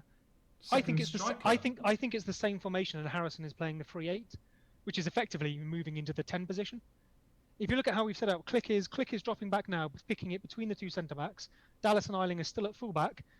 I think Harrison has moved into effectively central midfield, but it kind of is more of a number 10. Yeah. Tobes, who are we scouting this second half? Because Leicester are a team that they've got well-priced FPL assets. They have a very good record. They'll probably be in and around the top 6 again this season. But there's not too many. Last season, Dallas has scored. Woohoo! Has he actually? Yeah. Oh, I've just seen it. Get in there. That is not a repeatable result. He's putting a ball, like just an easy curling ball from 40 yards. Everyone's gone up for the header, and everyone's missed it, and it's tucked in at the far post. So unbelievable. It's a cross. Let's just check it doesn't take a nick. Oh, it's an own goal. Fuchs gets a touch there. I mean, it's probably on target, so it won't get given. I don't think he does. Oh, I don't know. Please. I'm clutching at straws here, but I think Fuchs gets a touch, but I think it's on target, so it's not going to be. I think it's on target either way. That's a Dallas goal. The important thing, hey, if you've got him and you've got those points, fair play. Well, I feel a bit vindicated because I've got Lamptey with 9 points. That is my first nice. You decided to put him on the bench, so you get what you're given.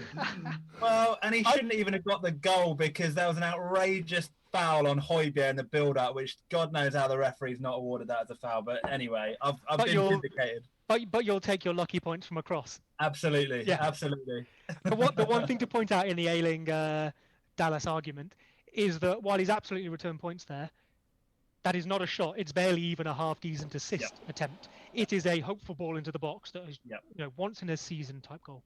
That's a really important point because a lot of people will just look at that on Sky Sports and go, "Oh, Dallas must be getting forward," but yeah, it absolutely isn't that. So, very good point. It's great because off the back of this, everyone will flock towards Dallas over Ayling, and it's the wrong call. So whatever. this is the hill we will die on. And Andy's going to be very pleased, and loads of you in the chat have mentioned Andy. He will be on some of these Scoutcast Matchday streams, but yeah, he actually posted something earlier about I'm going to be watching Dallas, but I probably made the wrong move and should have gone Ayling or something like that. What? But Has he gone Dallas? Oh, he went. I told him to do Ayling. I tweeted earlier and said I wanted Dallas to stub his toe in the warm-up so I get my Lamptey point. So I completely take that back. I apologise, Dallas, for any no harm meant. That's shocking, that goal. Oh, I can't. What's his ownership? I love how annoyed you are about it. What's his? I only care about his ownership now because you're out of sight, Tobes. But I care about overall rank, and that's gonna. I just know Dallas has been the template pick from Leeds. Dallas is only 5.9%. Still too. Ayling is 4.4, so pretty close. Really, I'm surprised. Yeah. I would have thought Ayling would have been higher, but 5.9% of you have made the wrong call. Should be going Ayling despite the points. Stuart Dallas has just been booked. Get in! God, Come on! my luck in this game, I tell you. Oh, you can take your -1. You've just got 6 points and probably bonus. At 2-1, as the neutrals here. Yeah. What do you reckon? I mean, it's a lucky goal, but does that open the door? It's going to change the game now in terms of the style of the game. Well. Yeah, fair. I think we're going to see Leeds more confident. I know they're a confident team anyway, but they'll believe they can win this game now. I don't know if they would have believed at 2-0 down they could win it. Look, they're committing numbers forward. Bamford needs to get in this football match though. Bamford's barely touched the ball. It's not a great pass to him, is it? I was shocked at Bamford's ownership. It's up near 35%. His ownership. It's the value. He's the only viable option in that. I mean, I think he's actually close to 6 now. But when he was 5.5, 5.6, it was him or a non-playing striker if you couldn't afford like a Wilson. Well, Watkins was 6, wasn't he? And Bamford is at 6 now. So you could argue Watkins is a better shout than Bamford. I don't know. Now we know Watkins is on penalties. I guess with Grealish though, do you go Grealish and Watkins, or do you go Grealish and Bamford and spread that risk around? No, Seb, you go against the template and just don't own Jack Grealish and have a bit of fun. How are you feeling about those 15 points? Oh yeah, I know, especially when it was like 20 minutes to go and he was on 0. I know. I saw when it was like, was it 4-0 or 4-1? I saw that. That was when I saw the score, and I was like, oh, okay, whatever, another week without points. And then turned back on later, and I was like, okay, Grealish has got all the points. Yeah, and we've had a couple of questions. Sashin Andrea said, why do you guys think Ayling is the better pick? Isn't Dallas also quite attacking? Plus, he's an option at centre mid. Absolutely he is, and Dallas isn't a bad pick. But look, a Leeds centre mid, a deep-lying centre mid at Leeds, is not more attacking than a Leeds fullback. So because he plays centre mid, don't let that blind you that he's more likely to get attacking returns. I'd rather a Leeds fullback, correct me if I'm wrong, Seb, I'd rather Ayling bombing on as a right back than Dallas as a fairly reserved midfielder in terms of attacking potential. Nearly got in there, Harrison and Bamford, but a little bit too much on the pass. I think it was Hernandez, was it? Yeah, Hernandez playing it through to Harrison and Bamford coming in as well. Harrison got the assist actually, didn't he? Not that it was a particularly, well, not like a eye of the needle pass through a defence type assist, but yeah, FPL assist. Yeah, it was, if you want one of our midfielders, I would recommend, even though Click is on penalties, I'd recommend Harrison. He's the one that's going to be involved in most stuff. Just goals and assists. In terms of the fullbacks, I think realistically, I know we're going to talk about this all season. There's not much in it. Get one of them, take your points. Yes, Dallas can play in midfield. Yes, naturally he's a winger. He will not play on the wing, so that's out of the question, unless there's loads of injuries, and then things change anyway. He will play in midfield quite often when we play 3 at the back. But he will be playing in one of the deeper midfield roles, and even though Ayling will be centre-back, he will still overlap like no one's business, which is the whole point of that back 3 with a midfielder with Phillips, because then he drops in to fill that spot. When they're both playing full-back, Ayling at right-back and Dallas at left-back, which is what you would expect to see most of the time, Ayling's numbers have been superior. You'll still see stuff from Dallas, but Ayling is the one that gets forward, gets the assist, and gets the goals when they're both in their favoured positions under Bielsa. So in conclusion, it's by Ayling. I would say by Ayling. If there's a price difference, go for the cheaper one. It's close. Flip a coin, pick one of them, and just leave it there. It's really, really close. Tobes, can I advise you, as someone in my mini league that's smashing me to pieces this season, forget about the sideways move from Sterling to KDB. The move you should be making is Dallas to Ayling. That's your sideways move right there.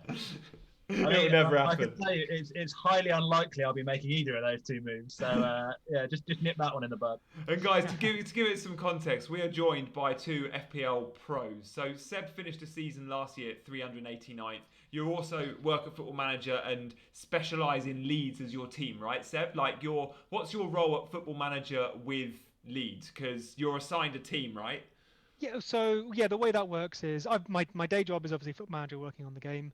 And then the way we get all the stats on the players, the attributes in game and all the information is we have a team of researchers, about 1,000 strong across the globe, who are anywhere from professional scouts to people like me who just watch their team every single week. And Leeds Post. Oof, let's watch this come in. Oh, it's a great effort.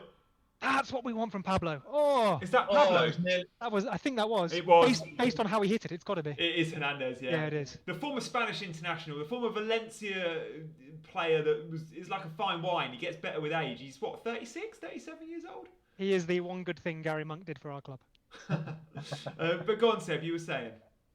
So yeah, aside from the day job, I'm part of that 1,000 strong research team, and I do it for Leeds. So before obviously the lockdown and all that, I would go to Leeds home and away. Oh, that is a lovely beauty. It's the control in the first place before the hit. Yeah.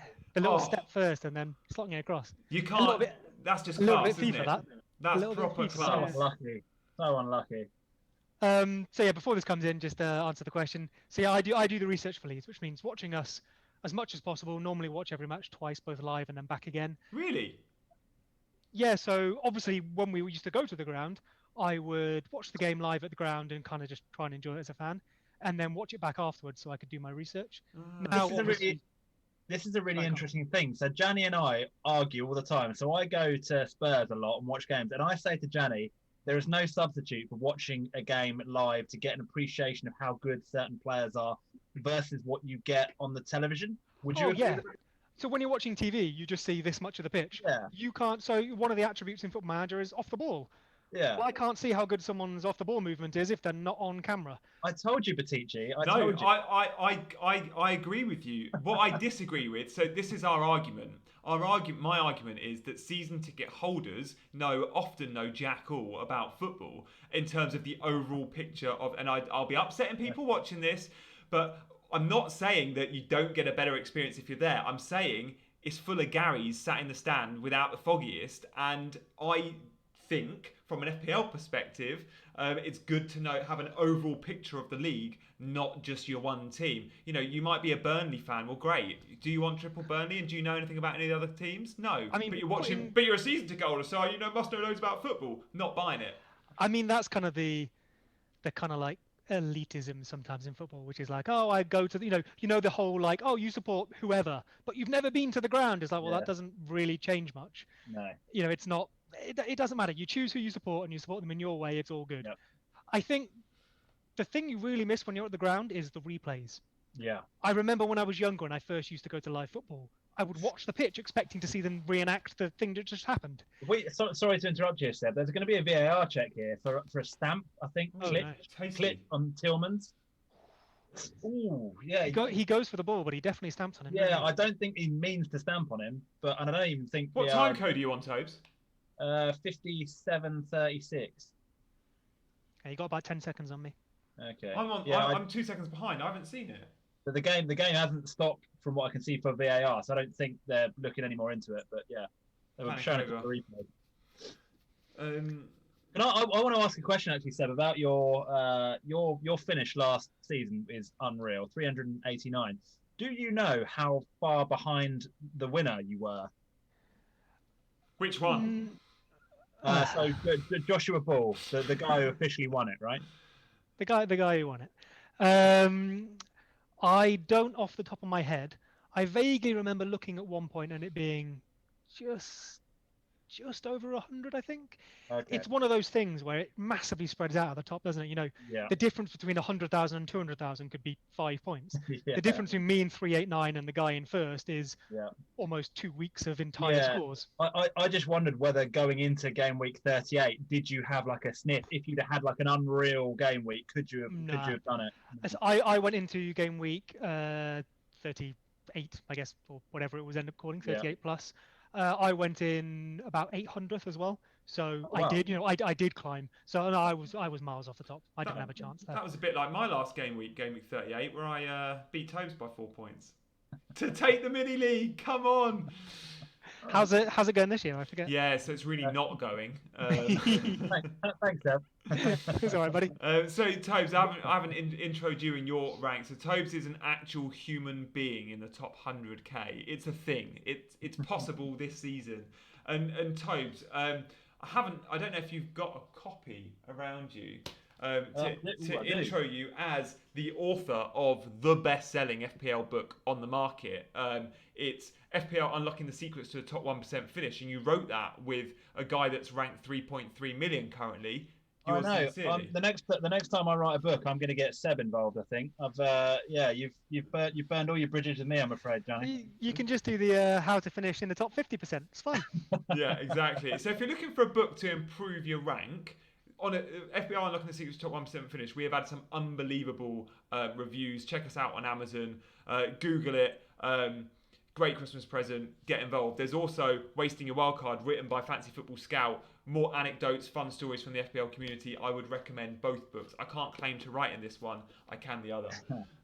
I think also to be fair, you are having you've had a bad season so far, Gianni. But it's worth noting that actually your record as an FPL manager is pretty damn impressive, right? Your last probably 10 finishes have all mostly been in the top 50k. You've had a bunch in the top 20k. Like, let's be honest, this is an absolute anomaly. You having a bad season this year, right? It is, but do you know what it is? I still, and maybe I'm playing differently this season because of it. My rank history is good, but I've never had a top 10k. So all of my I think I've had 6 or 7 finishes out of like 8 or 9 between 15k and 25k. So I'm doing a load of things right, but I'm not going that extra mile to take me into the sort of ranks that Seb has had, where he's had sort of 3 around 2,000. I feel like you almost don't need to do all that much different. I think Do you not? the whole like luck and skill argument in FPL. That's another dead end that people run into that makes no sense, because it's both in different amounts at all the time. Yeah. I think realistically the most impressive thing in FPL is consistency, because we can all pick Michu and him randomly score 20 goals a season. But being able to take each season on its own merits, assess those and apply them to your FPL team and adapt, surely that shows, if there is any skill involved in this game, that demonstrates the skill. Yeah. Of course there's luck, and of course there's other bits of skill, and some people are better, some people are worse. Yeah. But realistically, the difference between 15,000 and 5,000 is sometimes, did your captain Mane get injured in a double game week? We talk about it, don't we, Dan, in the book actually, and we compare it in many ways. It can be comparable to poker. I don't know if Seb, if you played poker at all, but actually poker is a game where huge amounts of luck are involved. But at the final tables on a world stage, you see the same players over and over and over again. The best players in the world are the ones that combine the skills that they have. And when you take it to the very, very top, it's because you got that little bit of luck. It's very much the same with FPL. You know, to win FPL, you've got to have an insane amount of luck. Like you can be an unreal player and never get anywhere near probably the top 500. That's like an astonishing thing to happen. But yeah, you're absolutely right, Seb. It's the consistency, and if you've got somebody consistently finishing in the top 50k, I'd say even you've got yourself a pretty handy FPL player, I'd say. Okay then, yeah, no, you're right. Yeah, I like that. This is the nicest things I've ever said about you, and I can't believe we're doing it to a live audience. We usually spend most of our time on Twitter criticising each other's teams and slagging the other one off. So, just to say, we've got James Maddison coming on for Dennis Perret here. Oh yeah, probably a good move, right? I mean, Maddison can come on and just hold the ball, select the right passes, can kind of dictate the tempo of a game. And at this stage in the game, at 2-1, with Leeds feeling like they can get something, that's when Leicester just need to try and now get on the ball and have a bit of possession-based play. In the second half, we've had 76% possession. Wow. 3 shots to Leicester's none. So, yeah, I think you're right. You want someone who can hold the ball and actually create them a few more chances. And I looked at... We spoke a little bit about Wolves, and many of us have got Wolves players, and we're looking to ship.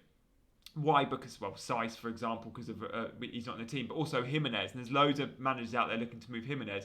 One of my reasons for looking to move Jimenez was I don't like the Leicester fixture, which I think they've got in Gameweek 8 next up. Is it Wolves-Leicester? I think it is.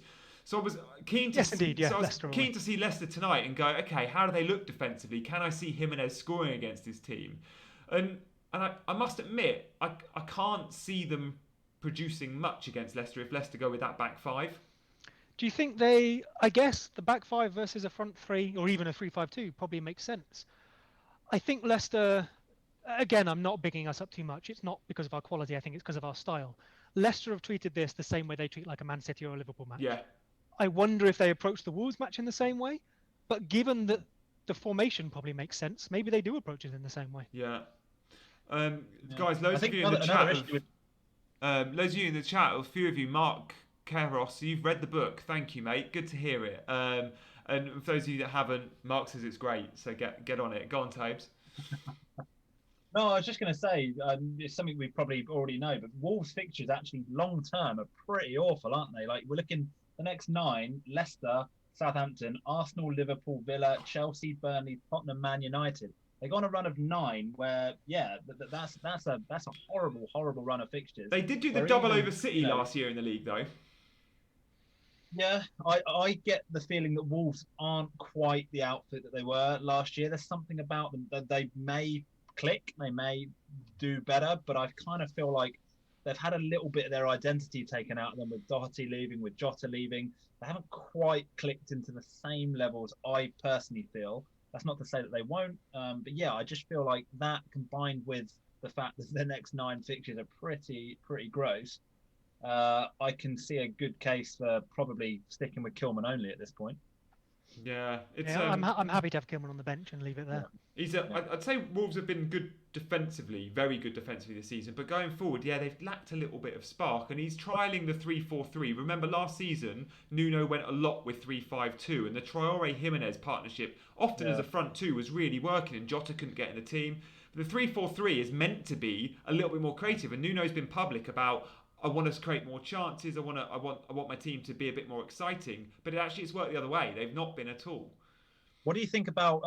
So if you owned Podence, which a lot of people do, would you be looking to get?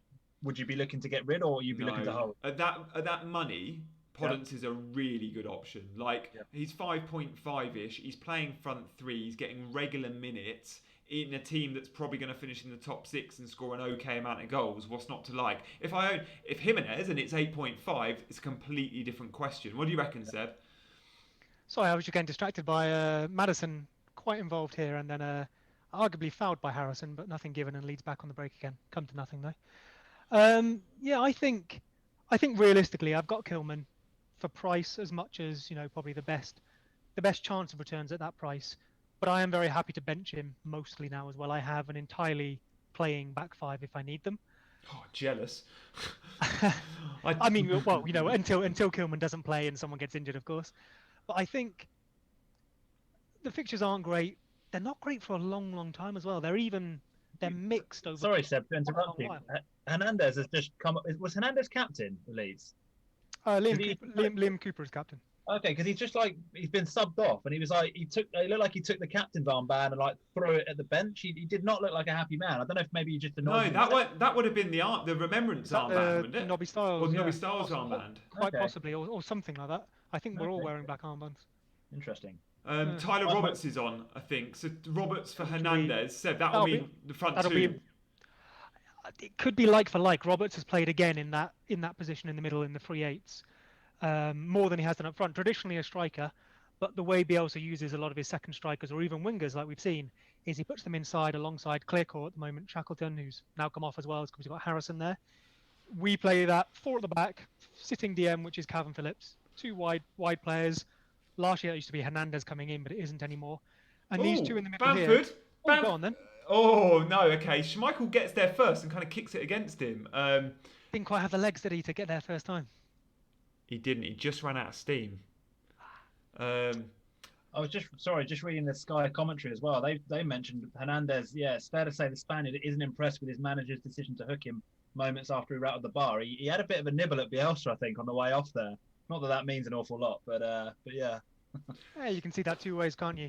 Yeah. Bielsa's made a tactical change, and Pablo Hernandez has played over an hour now. We know he doesn't last full matches. Yeah. On the flip side, I'm delighted that he's angry about it. Let's hope he starts next match and does something. Guys, I think Schmeichel's got lucky there. He's I can't believe he's not just tried Howler. Well, he's come out, and really you're expecting him to try and put everything through that and send it into row Z, and he's kind of just pulled his foot away. Bamford had a bit more luck there. It might have fallen to him and been a tap-in. Schmeichel's got away with one. Is he worried about sort of being the last man following through and getting there just after Bamford and getting the red? Possibly. Guys, we've had some good questions in. Barnes has just put one straight down Melier's throat. Oh, okay. Guys, we've got a couple of quick fire questions. When I say quick fire, I'm going to come to you. I want 15 seconds on it, just so I'm not neglecting all the love. So, anyone knows? Okay, so we're going to start with Freddie Preston. Chelsea fullbacks, both Reece James and Chilwell. Tobes, is it worth considering a double up? I would say no. I'd go with Chilwell because he's more nailed there. He's not really competing with anyone else for that left back spot. Love Reece James, but rotation risk. Will probably play 3 out of 4. Okay, Seb. C says, what about Neto? Should we consider him at Wolves? Not for me. I think you've got either Podence or no one. And as we discussed, their fixtures aren't great. FPL Japan, who says he's read the book and Banger is a legend, also asks, should I sell Jimenez, Toby? Banger is a legend. Yes, that is true. Yes, I would. If I don't own Jimenez, but if I did, I'd be looking to ship him out. Not explosive enough for me. Fixtures are horrible. I think there are better ways to spend that money at the moment. Seb? Harvey Barnes has just been subbed off Jegin Zunder. Oh, who's a brilliant player. I'm really excited to see him in the PL. Yeah, me too. He's looked really, really lively, hasn't he, every time he's played so far? He has. And if they hadn't gone with that formation tonight, Leicester, with a front two, I think he could have started. But because, he's going to be above someone like a Perez in the order. Okay, FPL Japan says, who's the biggest priority to sell, Jimenez or Matt Ryan? I'll answer that one. Matt Ryan, because if he's not starting... Look, it depends. If you've got a sub-keeper to come on, Jimenez, you could keep him. He could still perform against Leicester. You could have a playing sub come on and still get 11 men out. If you don't sell Ryan, you risk playing with 10 men if you don't have the sub-keeper. Okay, Anat has said... No, Joe has said Robertson, yay or nay. Seb, give us your 10 seconds on Robertson. I know we spoke about it at half-time. All else being equal, yay, but it depends on the rest of your team. I know Tobes is selling because he needs the funds. If you've already got Trent and don't want to lose him, maybe Robert's the one to lose. I have Robertson and I'm keeping him, but that's because I'm happy elsewhere. Tobes, Mike Garcia, wildcard now or after the international break? I would be wildcarding during the international break. So that's next game week, right? International break? Yeah. There's one more after this one? Yeah. I think, an international break is the ideal time to be doing it. Good chance to catch a few price rises. Good chance for injured players to get back to fitness. Perfect time. So I'd be waiting until the international break to pull that wild card if you're lucky enough to still have one. I'd say one thing to add to that. One thing I'd add with a wild card is if you don't have to use it, I'd argue hold it as long as you can. We're just going into another lockdown. Okay, football's still going on, but all it takes is one team to go down and we lose a couple of weeks. Yep. Keeping that wild card could give you a serious advantage. Yeah, and also, guys, remember you've got to use your first wild card by game week 16, end of game week 16, I think, ahead of game week 17. So usually it's game week 20. It's shifted slightly. There also might be some double game weeks around the corner, not long after that game week 16, 17. So if you can hold it, do. FPL Japan says he has McCarthy as well in goal. In that case, mate, just play McCarthy. Let's see if Ryan is going to be number one. After 2 or 3 games of missing out, then it could have just been missing out for 1 week. I think Potter was asked specifically about Matt Ryan in the pre-match yesterday, and he made it appear very much like he was having a rest. Yeah. It wasn't an issue. He said something along the lines of, Matty hasn't had a rest for about 18 months. Yeah. I don't know. I think I would put my neck on the line and say Matt Ryan is going to still be the number one there. I'm not so sure. I think he would have said that because it was just, I don't know what else you meant to say. What, he's been rubbish in training or he's made a few howlers. I don't know. You don't need a rest when you're not playing European football. You're a professional footballer. You've got to play once a week on a Saturday. Fair point. Tobes, James says Mane Salah double up. I mean, that's a differential in itself. Would you go there? Are Liverpool showing us enough to invest into 2 attacking players? I don't hate it, but I also don't love it enough to probably want to do it. I think. Hang on, we might have a penalty shout. Ayling penalty shout. It says Jimmy says he dived. The Ayling flop. That's what he does. That's what he does. Guys, let us know. Ayling's gone over for the penalty. Yeah. Or given away the penalty. No, gone over for a pen, but I don't know if it's been given. I doubt it has, or someone would have told us. I'm just seeing it now. Yeah. Oh, that looks coming in. He's coming in. That could be given. He's performed that trademark flop perfectly. He runs so quickly though. It's a bit like Theo Walcott. Always looks like he's diving, but he's just rapid. He's definitely sent himself down. But if he gets touched, you're allowed to do that. Look at Ayling on the close-up. Oh, he knows. Oh, it's a massive dive. Wow. He's oh, it's awful, isn't it? That's a yellow card. I tell you what. Has he got booked for that? Fair play to Fuchs, because so many defenders go sliding in and follow through. And Fuchs was so smart there. He slides in and almost pulls back mid-slide. Ayling has a cheeky grin. That is a yellow card. He's not been booked. He should be booked for that. Why is he not booked for that? Yeah. Because the referee. Cheating. Yeah, but the referee spotted it. So fair play to the ref for spotting it. But then why are you not booking him? Like, it just makes no sense. Is it because he's got up quick and sort of smiled and been like, oh, you know, I wasn't... That doesn't matter. Yeah. It doesn't matter. It doesn't. See, Luke Ayling is such a dynamic player. He could have done nothing but go down there. He's moving so quickly. You know, he's anticipating the touch. 3-1. 3-1. Oh, potentially game over. Vardy, which is terrible for overall rank. What sort of ownership's Vardy at, Tobes? What's this for goal? 25, 20? Vardy 17%. And under assist, who will be 1% in terms of ownership. This is going to come from one of our attacks again. Tyler Roberts was carrying it forward, possibly tried to win another foul there and gave the ball away. It looks like it's going to... I haven't seen it yet. Of course it's coming from one of your attacks. I mean, Leicester don't score goals that aren't on the counter-attack. Under, what a pass that is. Ooh, that's... So, yeah... it's a Maddison pass. Madison through to Under. That's Maddison coming on and creating that. Fair play. It's a really good pass from Maddison. That's what really he's good brought to do. And Under, again, 2 weeks on the trot, he's laid it on a plate for Vardy. If Maddison starts playing consistently from the start, I would consider him very seriously. Would you? I always see Maddison as assist to the assist, as we've seen tonight. I don't know if that's unfair.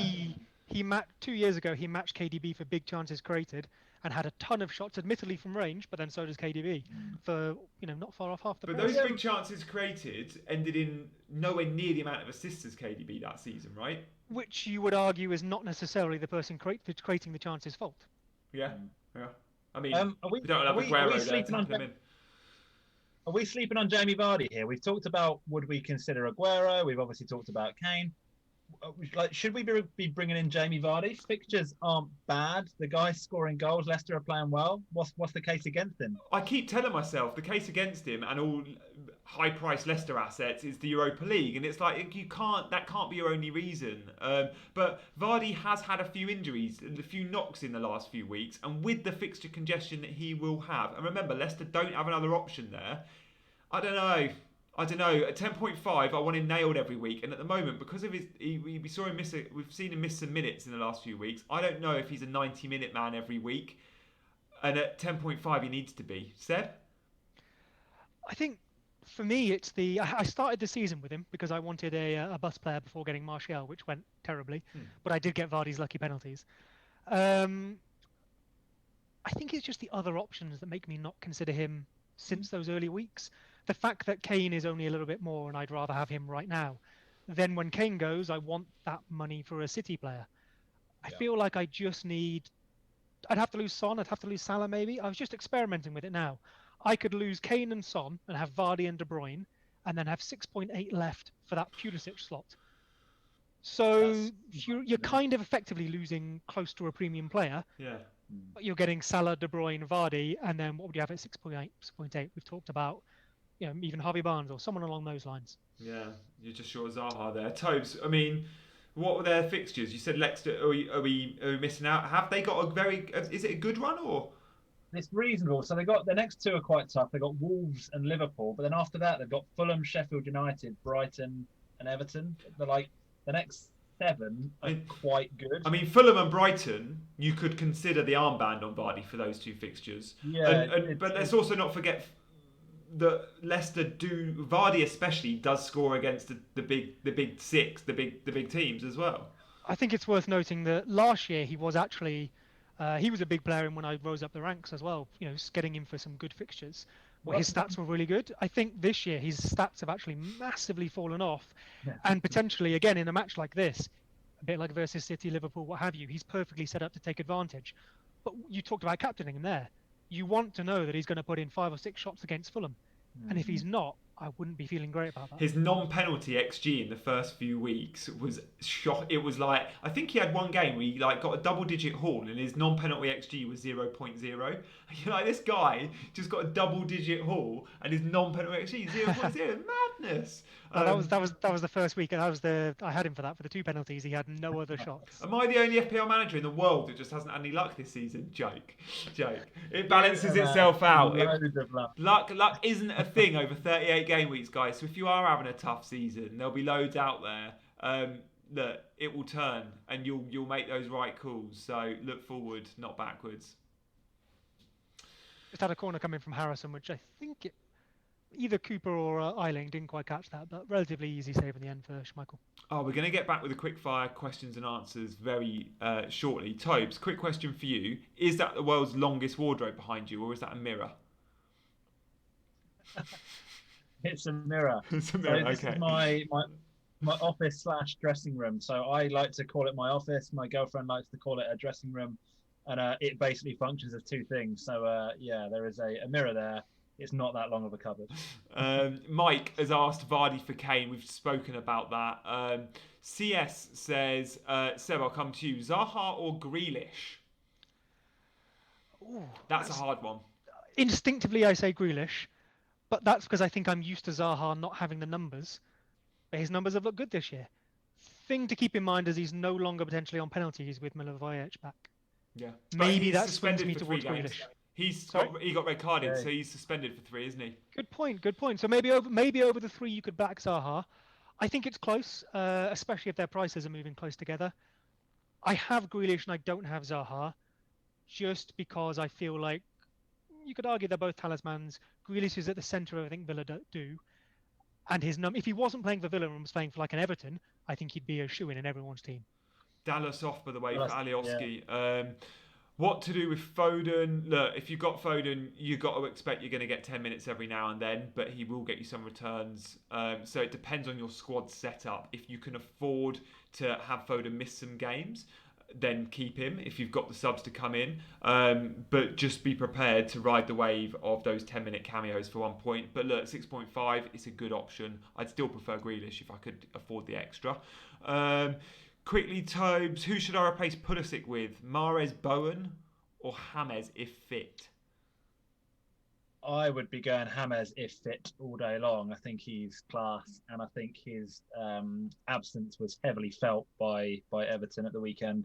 James if fit would be my pick all day long there.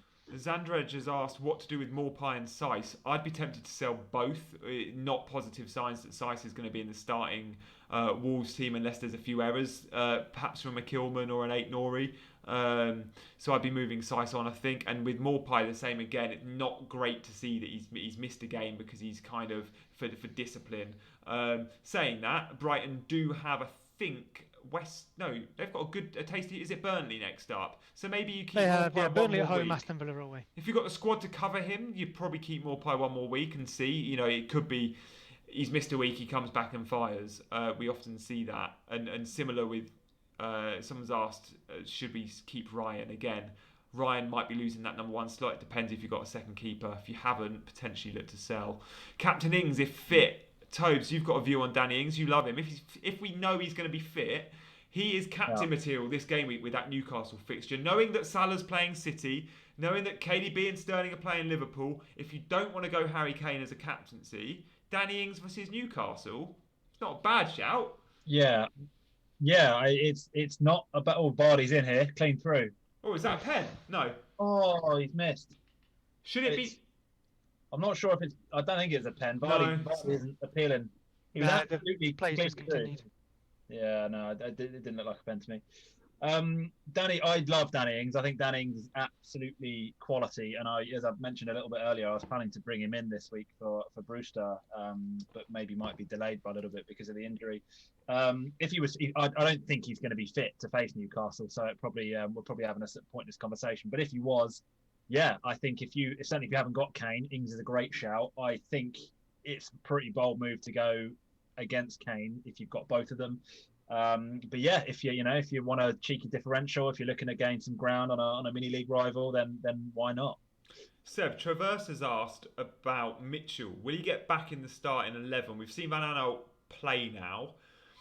We could see Mitchell and Van Aanholt in the same team. We could see Van Aanholt push further forward. Mitchell's done well, gone up in value. We like him in FPL, but if he's going to lose his place, we probably want to ship. What do you reckon? Just seeing the replay this chance now. That is. Oh, Vardy scores those usually, doesn't he? He's just tried to lift it over. Meslier might actually get a touch, although no corner given. I'd say it's comfortably not a penalty. If he does get a touch on Vardy, it's one of those. It's after Vardy's already missed the chance by the time he gets the touch. Wes Morgan is coming on, I think, for Jamie Vardy. Yeah, he is. So he is. Love that substitute. Shoring that up. Is he going up front though? Because that probably not. But how cool would that be? How cool would that be? Just stick where you're 3-1 up. He'll win all the area. I mean, if you're chasing a game, you sometimes see centre backs come up front. Come off it. I would love that. What do you reckon? Probably Maddison false 9 or Unger off the front. Yeah, Unger I reckon will just run the channels, won't he? Yeah. Just a quick check on the old BPS as well. Vardy is currently way out there, as you would expect. Surely not Dallas. No, well, Dallas isn't far off. Tielemans is comfortably second at the moment, and Harrison is on for 1. And it's kind of Dallas isn't going to get. Barnes is above Dallas in there, so you're probably looking between Harrison and Barnes for that 1 point. That one bonus point. Remember, the winning goal was scored by whoever scored Leicester's second goal. So who was that? That was Tielemans. Tielemans will get a boost. Yeah, so it's going to be probably Vardy, Tielemans, and Harrison, I think. Guys, if you want to know how the BPS system works in more detail, let us know in the chat and we can spend a couple of minutes on it. But I don't know if you guys want to go there, but the BPS, there's like 30 odd metrics to it. Everyone on Twitter will be first to slag it off when their player doesn't get bonus, but I happen to think it's a really good system in place. Seb, what do you reckon? It almost doesn't matter, does it? It's the system we have, so you play the system. I definitely think it could be refined for sure, but it doesn't matter. We know how it works. You can kind of predict it, so just make your decisions based on that. Yeah, I completely agree with that. You can argue with it all you like, but it is what it is. You know what it is. You know what it's based on. Pick the players you think are going to do that, and don't moan when a player who hasn't what you perceive to be a good game isn't on the bonus points, because that's not how it works. Yeah, and so just quickly, guys, things like goals, a forward will get way more in the BPS than a midfielder, for example. Defenders get points for clearances, interceptions, blocks, tackles. A striker can get a minus for being offside or for a shot off target. So there's lots in there. Which is the reason Salah often misses out. He takes a lot of shots and puts a lot of decent shots wide, especially missing big chances, and can be caught offside. So he often falls behind Mane, who takes few shots but converts them. Yeah, Salah would actually benefit from being a forward. I know he'd lose out the 1 point from the goal, but in the BPS, he'd get so many more. Am I right in thinking, though, that being offside you don't get minus points if you're classed as a midfielder for being offside? Is it only strikers that get? No, I think it's anyone. I think it's -1 for anyone. Okay. Maybe a shot off target. I think is only a. No, that's a midfielder too. Yeah, maybe we can check that. Let's have a look. It's in the book. But by the book. I won't tell you now. By the book. It's definitely in there somewhere. But yeah, it's funny because goalkeepers, for example, that play out from the back are more likely to feature in the BPS because goalkeepers get a big boost when they've had a successful pass completion over a certain percentage. So for goalkeepers that hoof it long, their pass completion is pretty bad because it's 50-50 duels compared to those that play it short. The only thing I can see that is positionally dependent is goals. Being caught offside looks even across the positions. Yeah, and I think shots off target are even too.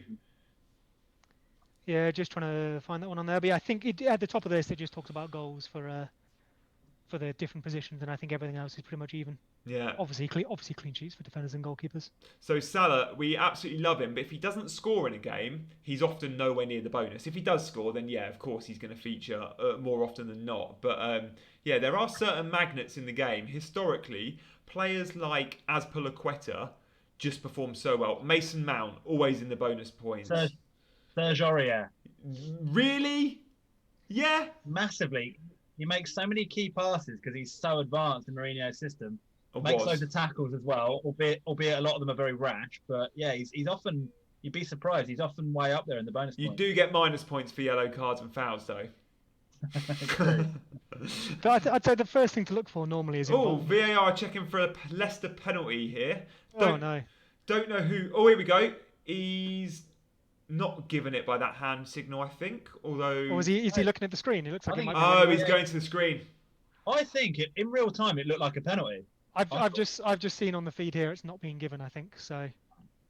We'll find out why now.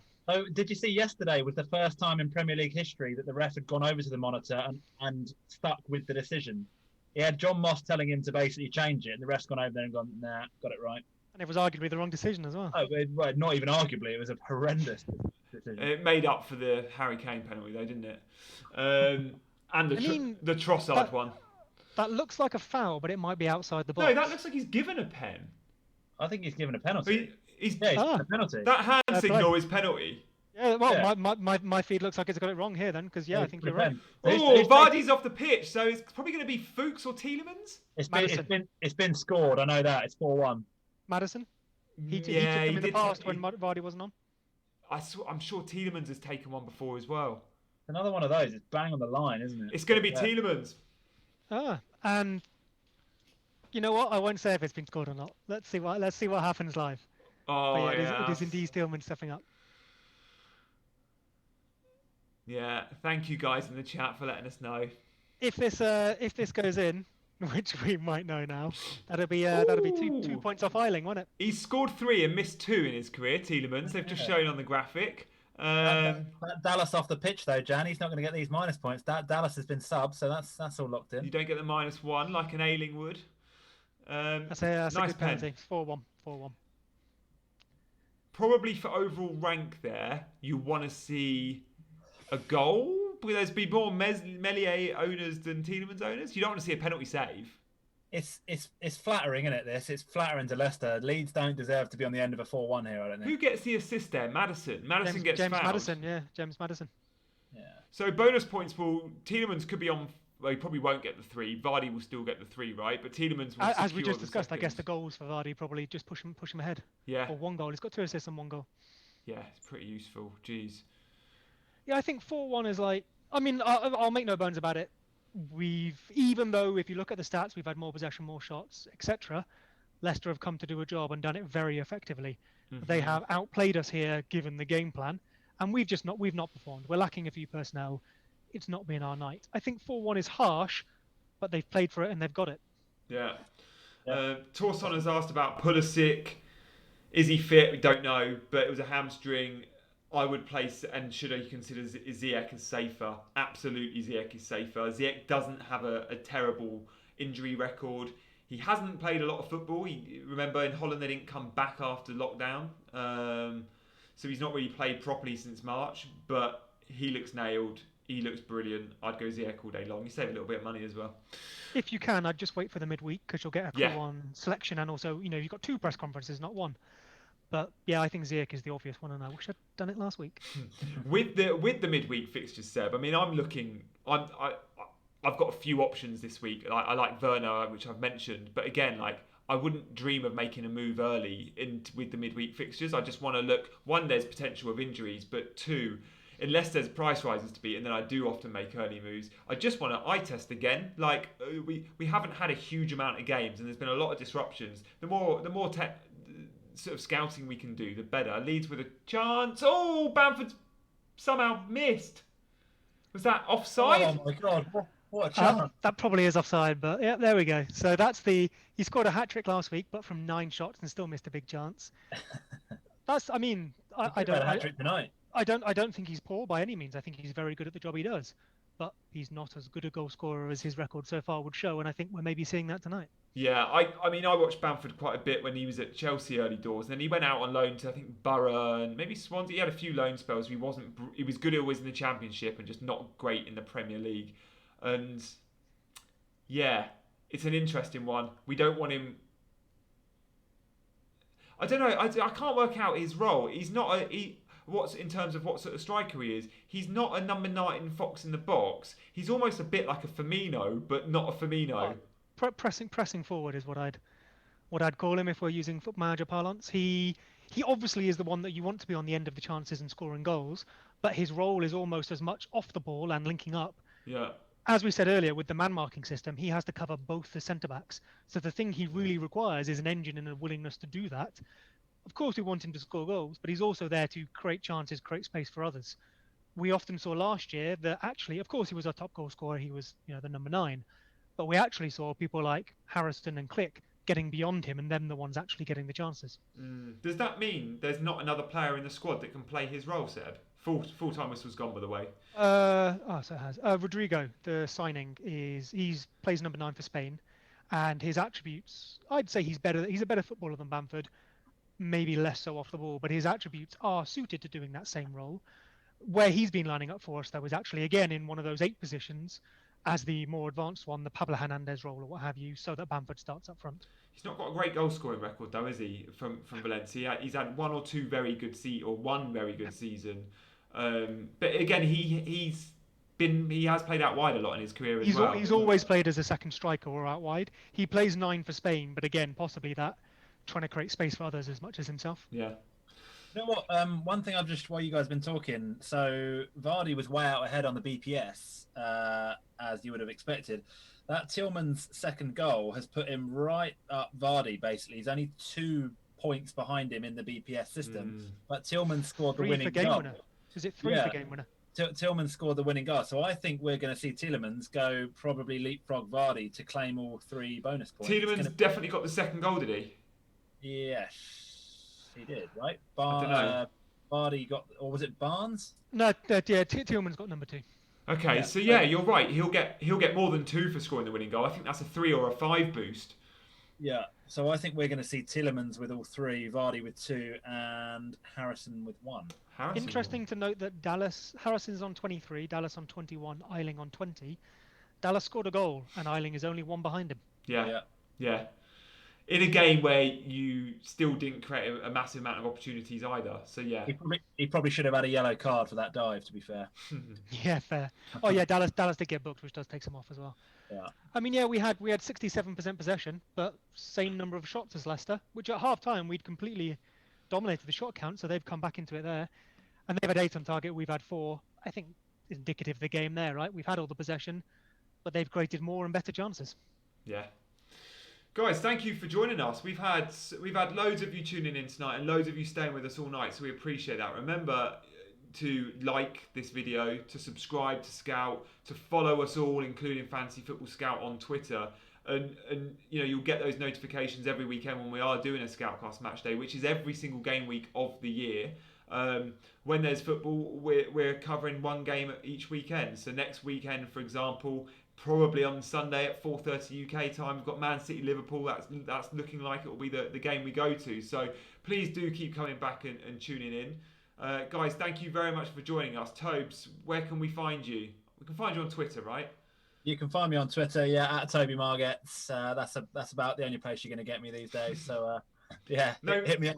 No MySpace or Bebo, no? No, not anymore. Good stuff. And Seb? Seb Wassel on Twitter if you want to see me talk nonsense about Leeds and Football Manager and FPL. Good stuff. Thank you guys for watching. This has been Scoutcast Match Day, and we look forward to seeing you again next week. Good luck, FPL managers.